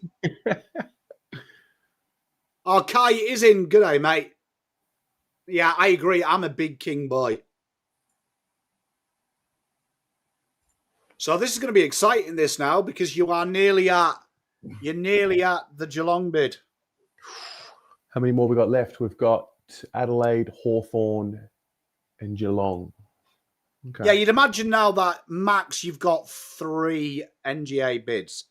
I think there's an argument that you bid on Swade, King, Tyler Williams, or Ison. So 4 if you include Carlton. Okay. All right. The pick is in. Adelaide are dogs, so they won't do it. Hey, Marshy! Like Welcome it's to Mr. the Marsh. Football Club. I tell you what, so people asked at the start, who's my boy? Mitch was a long-time boy of Uncle Pom. Absolutely sensational in the national champs. Everything he touched turned to goal. As a beautiful kicking action. So repeatable. But one thing that's amazing about Mitch is his ability to bring other players into the game as well. He's not selfish in the terms of he just sits there and kicks and tries to think about his own game. He also looks to bring other people in. So this is an absolute great acquisition for Adelaide. I think that the 3-way potentially of Fogarty, Mitch Marsh, and Riley Thilthorpe moving forward next year, when you'd imagine Tex retires this year coming up, that's really exciting for the Crom. Really good. Really good. You know what? I agree with you, chat. Wouldn't it be amazing if they bid? If I had Hawthorn bidding on Adam Swade as well. So I think it could be quality for the banter. Hawthorn, you mentioned when Hawthorn's pick was at 21 that could have been the sweet spot for Greaves. Now that it's at 23, is that a point where you say you have to do it? Yeah, I don't see why not. I think this is it. I mean, I definitely have the bid on Essendon.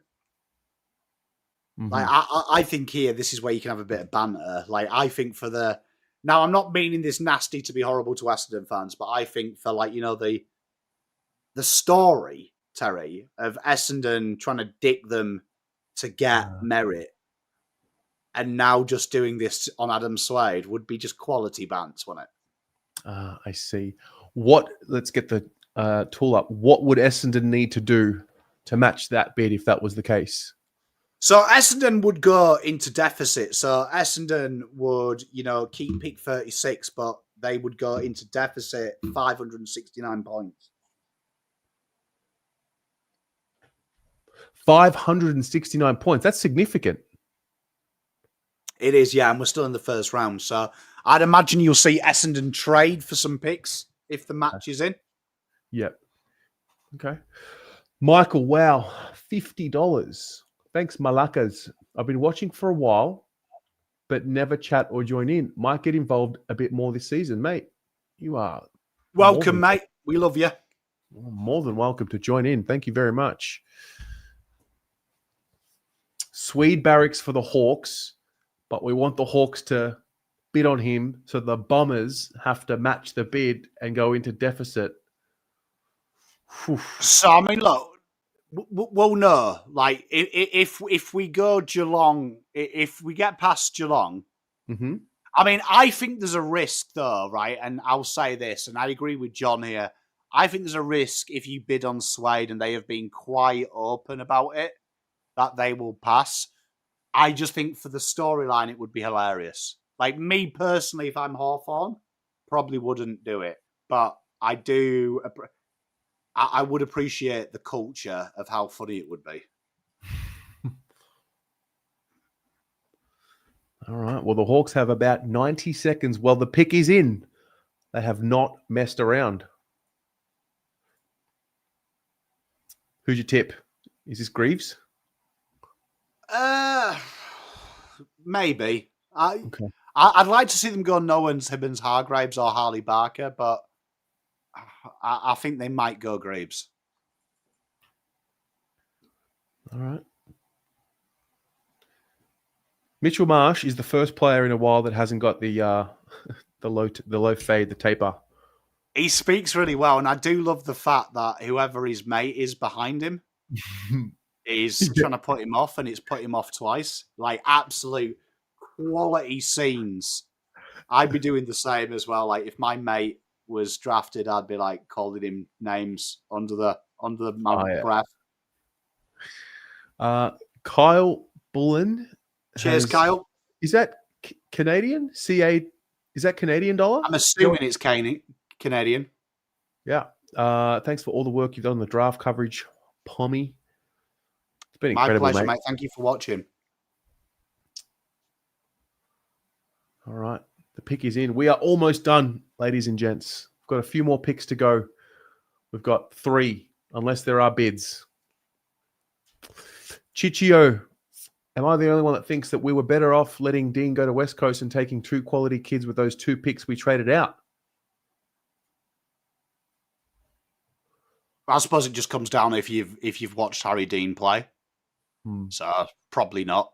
Like Harry Dean and Ison would probably be a net better than 9 and 11.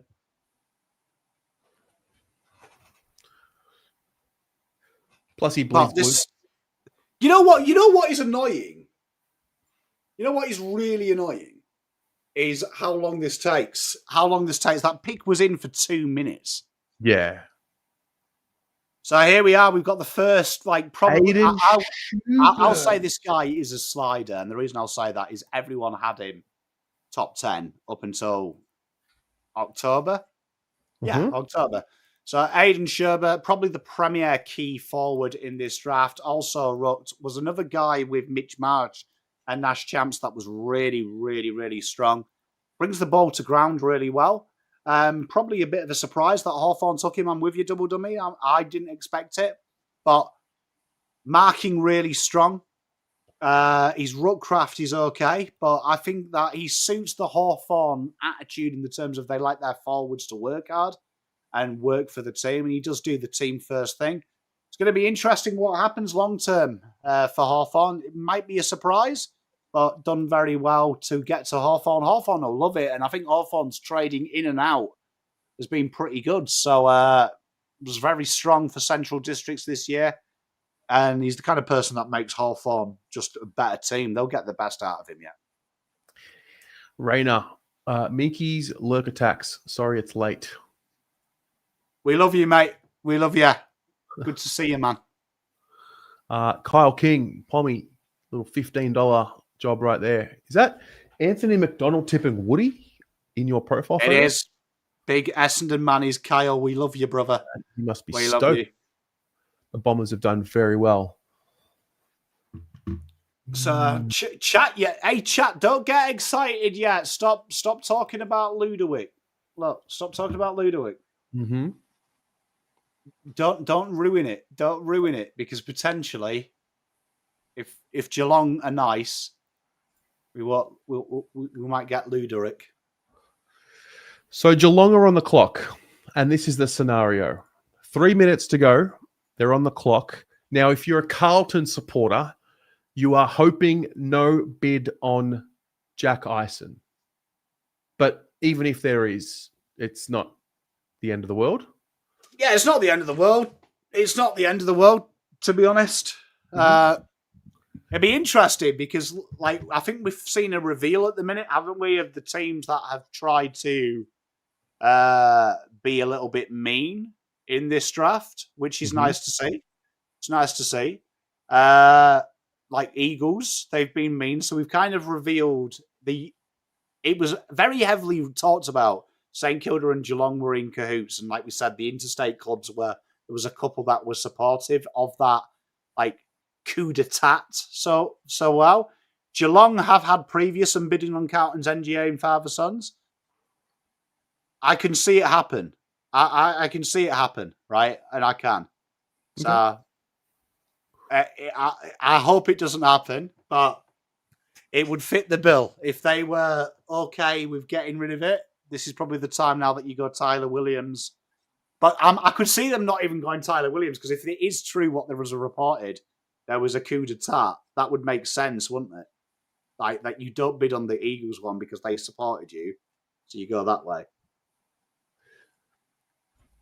If Geelong don't make the bid on Ison,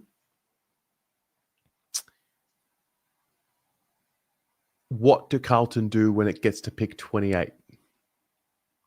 Oh, I mean, let's have a guess. Ollie Greaves' grandfather played for Geelong, so let's just say they go that. Let's say Fremantle go... Fremantle would have sky's the limit, but let's just go order of mine. Noah Hibbins-Hargraves. North Melbourne, let's go Harley Barker. Doggies go Jevan Philippou. Carlton then. Oh, I'd love a little bit of Ludovic, tell you. I'd love a little bit of Luda. Okay. Hickey's in, which might be a good sign because usually mine says bid. Yes. No bid. No bid. No bid. Let it go. Come on. Come on. Okay. Miko, not coming up a bid. Why does it take so? Like, honestly, I get they've got to talk and the kids are talking, but can you imagine the NBA wouldn't postpone the draft so they could have a chat to a child? Like, you can still pick while the guy's talking. All right. Let's have a look. Harley Barker. Harley Barker. Well done. That kid will be a top 10 player when we redraft this in 5 to 6 years. Good news for Carlton, they didn't have to bid. Good news for Eagles, they didn't have to bid. But this guy was a goal assist machine. Like, honestly, he was a dime general in national champs. And he backed it up for Sturt as well. Keeps his width incredibly well. He's got a real great knowledge of when to go deep, when to go short. A real metronome. And at times at national championship, it felt like every time he got the ball, it was either a goal or an opportunity created. Absolute brilliant footballer and will be a gem coming from a team that develops players better than anyone else. Like, so well done, Barker. Great signing. Absolutely fucking hate it. Yeah, Dempsey and Barker. God. So this is the last pick of the night now, Fremantle. Okay.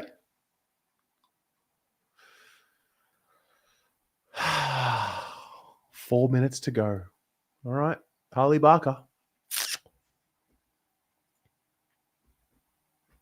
Well, it's going to be interesting what happens, isn't it? Is Ollie Greaves the best available here? It's going to be interesting, like, who is the best available. Ollie Greaves probably is, but I don't think that suits what Fremantle want. I'd like to see Fremantle here maybe go Noah Hibbins-Hargrave. Okay. I think that's the play. But it's going to be fascinating what they do. Hibbins-Hargrave. He's a WA boy? No. Dandenong Stingrays in the country. The best WA boy, like, this is quite weird now because you've got Leon Kickett, Tyler Williams, and WA boys. I'd like to think Fremantle bid on Tyler Williams here.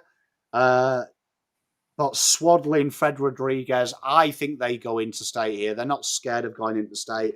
So this is going to be really interesting here of what Fremantle do. Carlton will take Greaves. Do you really think so? I'd say the last thing Carlton need is an inside midfielder. Yeah. If they did, I would be calling, asking, is Stephen Silvani back? So I'd imagine this is a Tyler Williams bid. Tyler Williams. That's Tyler, Tylah. Yeah. So very, very good defensive midfielder. Works really hard. Defensive forward, works really hard on his pressure. Has got real nice lightning turn of pace as well. So real strong acquisition. You'd imagine the Eagles match that straight away. But that's going to be interesting. Who's the best key forward? By a long way, Archie Ludovic. Harley Barker did an ACL. He was quickly becoming one of the most damaging wingmen in the draft pool before suffering the ACL injury for Sturt. Yeah, so it's like we said, earlier, Harley Barker, he's that one guy that, like, we were talking about, that I think when we redraft it will be a top 10 player. This guy is absolutely brilliant. Yeah. So looking forward to seeing who this bid is on. Let's hope it is. Mm-hmm. Let's hope it is. Not that. You know what? Philippo would be amazing, Evans, mate. I agree with that. I could see, like, because there's a great argument if you went bang here, Tyler Williams. There's a great argument then to float that into Noah Mizargraves or Jevon Philippo.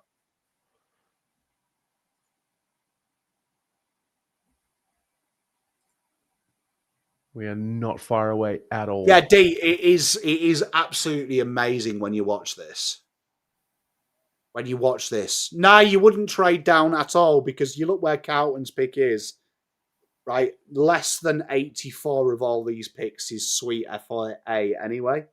And Carlton would only have to survive to Essendon until it's just next pick.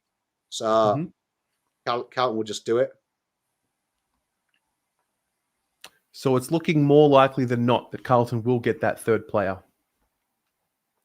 Yeah, and hopefully, as much as I like Harley Barker, could you shut the F up so we can have this bid, please, mate? Bid pending. I can't believe we actually paused the draft so a child can speak. like you can't carry on the interview and in the background just update it because they're going to take 5 minutes to match it. So he's got 10 minutes. He's got 10 minutes. Profams, absolutely not. Carlton shouldn't bid on Swade because there'll be a private agreement. We won't bid on your players. You don't do that. We're not as competitive as that. All right, Dockers. Add one more pick to this evening. Could be two, Terry. I could see King and Tyler. I could even see Free. But I'm liking to think that what will happen here is Carlton and Fremantle have a great relationship. Great relationship with Fremantle. I can't see it being Fremantle. Come on. Get it in there. Yeah, we've got more than enough points, Mia. Could we match the bid? Yes. Mia, at this point, we're in the clear. Nothing to worry about. Geelong was the one that we were concerned. I don't know if concerned is a word. Even if they bid on Ison, we had the points. What it just means now is that the options open up for the Blues. Cameron, I mean, I think at this stage, like, the most obvious North pick is Blake Fredgold, is it not? Yeah. Nah, Callie, after when Fremantle have got bored of bidding on everyone, the draft is over for the night. We've ticked over 3 hours and 13 minutes.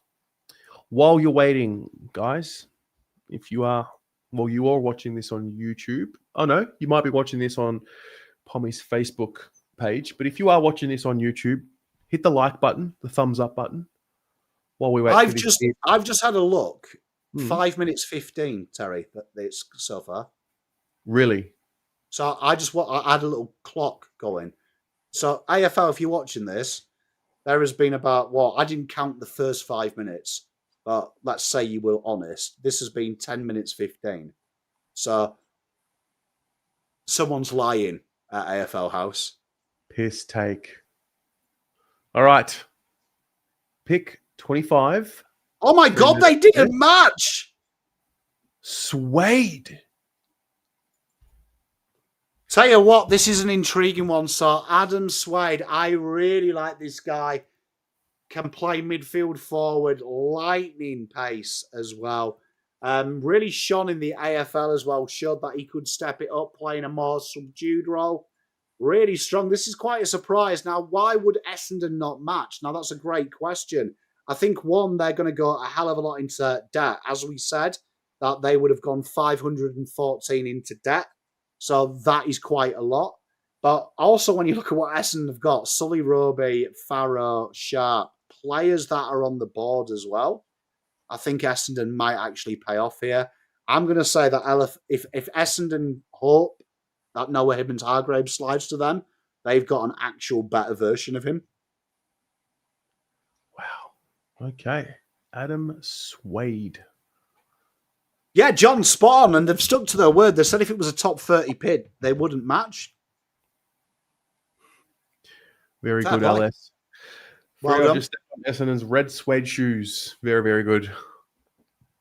So that should be the end of the draft now for tonight. Yeah, we'll be wrapping up. So, I mean, to confirm, right, we have had. So, Will Dersma went to pick 1 for Eagles. Zeke Hewland was matched bid 2 for Gold Coast. Harry Dean was matched bid 3 for Carlton. Pick 4, Cooper Duff-Tytler. Pick 5, bid match from Gold Coast for Dylan Patterson. Bid 6, Danny Annable was matched for Brisbane. Richmond then coming out the block strong, Cumming and Grill, which allowed Essendon to get Roby and Farrow. Xavier Taylor and Latrell Pickett for Melbourne. Dyson Sharp joined Farrow and Roby. Harry Kyle was a bid match as GWS traded up with Hawthorn to piss their crosstown rivals. North Melbourne got Doverston, Jai Murray and Bo Adensall were matched. West Coast went Josh Lindsay. Cammy Nairn found his home at Hawthorn. Lockie Carmichael was ignored by Sydney. Doggies get him. Mitch Marsh went to Adelaide. Aidan Sherbert joined Hawthorn.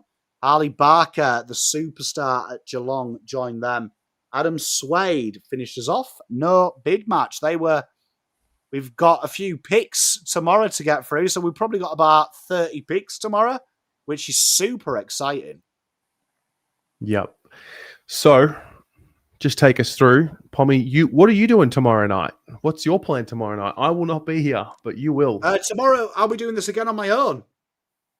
So, come in. It's a little bit faster tomorrow, which is really exciting. So they usually plough through it because they usually give the second in command. So who will that be tomorrow? That'll be Greg Swan, won't it? Yes, I believe Greg Swan will be calling out the names tomorrow. Yeah, so it won't be quick then with Greg Swan because that guy looks like he fucking wanks to himself in the mirror. It's not going to be like Laura Kane. Laura Kane was brilliant last year because Laura Kane was just like North Melbourne are on the clock, and with their pick, they select Blake Threadgold, and then there was just like a 2-minute interview with Blake going, yeah, I'm really excited to be at Arden Street. My dad's told me about Wayne Carey. It's a great club. And then she came back. Greg Swan's going to be like, it was a cold winter's afternoon when... Did you know what I mean? Like, fucking hell. So, yes, I'll need your help, chat. I'll need your help tomorrow. It's probably going to be another 3 That hours. is hilarious. So what time should people be at your channel tomorrow? Is it 7 p.m.? Yeah, I believe it's 7 p.m. tomorrow. So we'll start half hour before. I'll confirm when I get off here. For those asking, has anyone not bid? Yes, Fremantle refused. Lachlan Carmichael was refused and ended up at the Dogs. So yes, bids do match. So Carlton now have only got to survive North Melbourne and Dogs. So you're totally fine. And then after that, any bid will be 300 points. And at that stage, Carlton pretty much have that. So Carlton will be all right up until, well, basically pick 33, Geelong's next pick. As long as he slides to there, Carlton are fine. Well, Carlton are fine anyway, because you are now in the second round. So that means that the points will only come off North Melbourne's pick. It won't come off our first, so our first will remain intact. Yep. All right. So there are options for the Blues tomorrow. There are options for a lot of clubs tomorrow. Pommy, mate, thank you very much for tonight. Thank you for the year. You've been unreal. It's been a pleasure. It's a bittersweet feeling, mate. I'm checking out for the year, but you'll keep going. But yeah, thank you so Mate, much. Unfortunately, well, I mean, fortunately for you guys, yes, Pom doesn't get a break. Pom's just a one-man army. So, yeah, Terry's going to have a holiday, and you're stuck with me tomorrow. You miserable lot. I've just checked. It is. Cheers, Ben. Yep, 7:00 tomorrow. So we'll be live probably 6:45 tomorrow.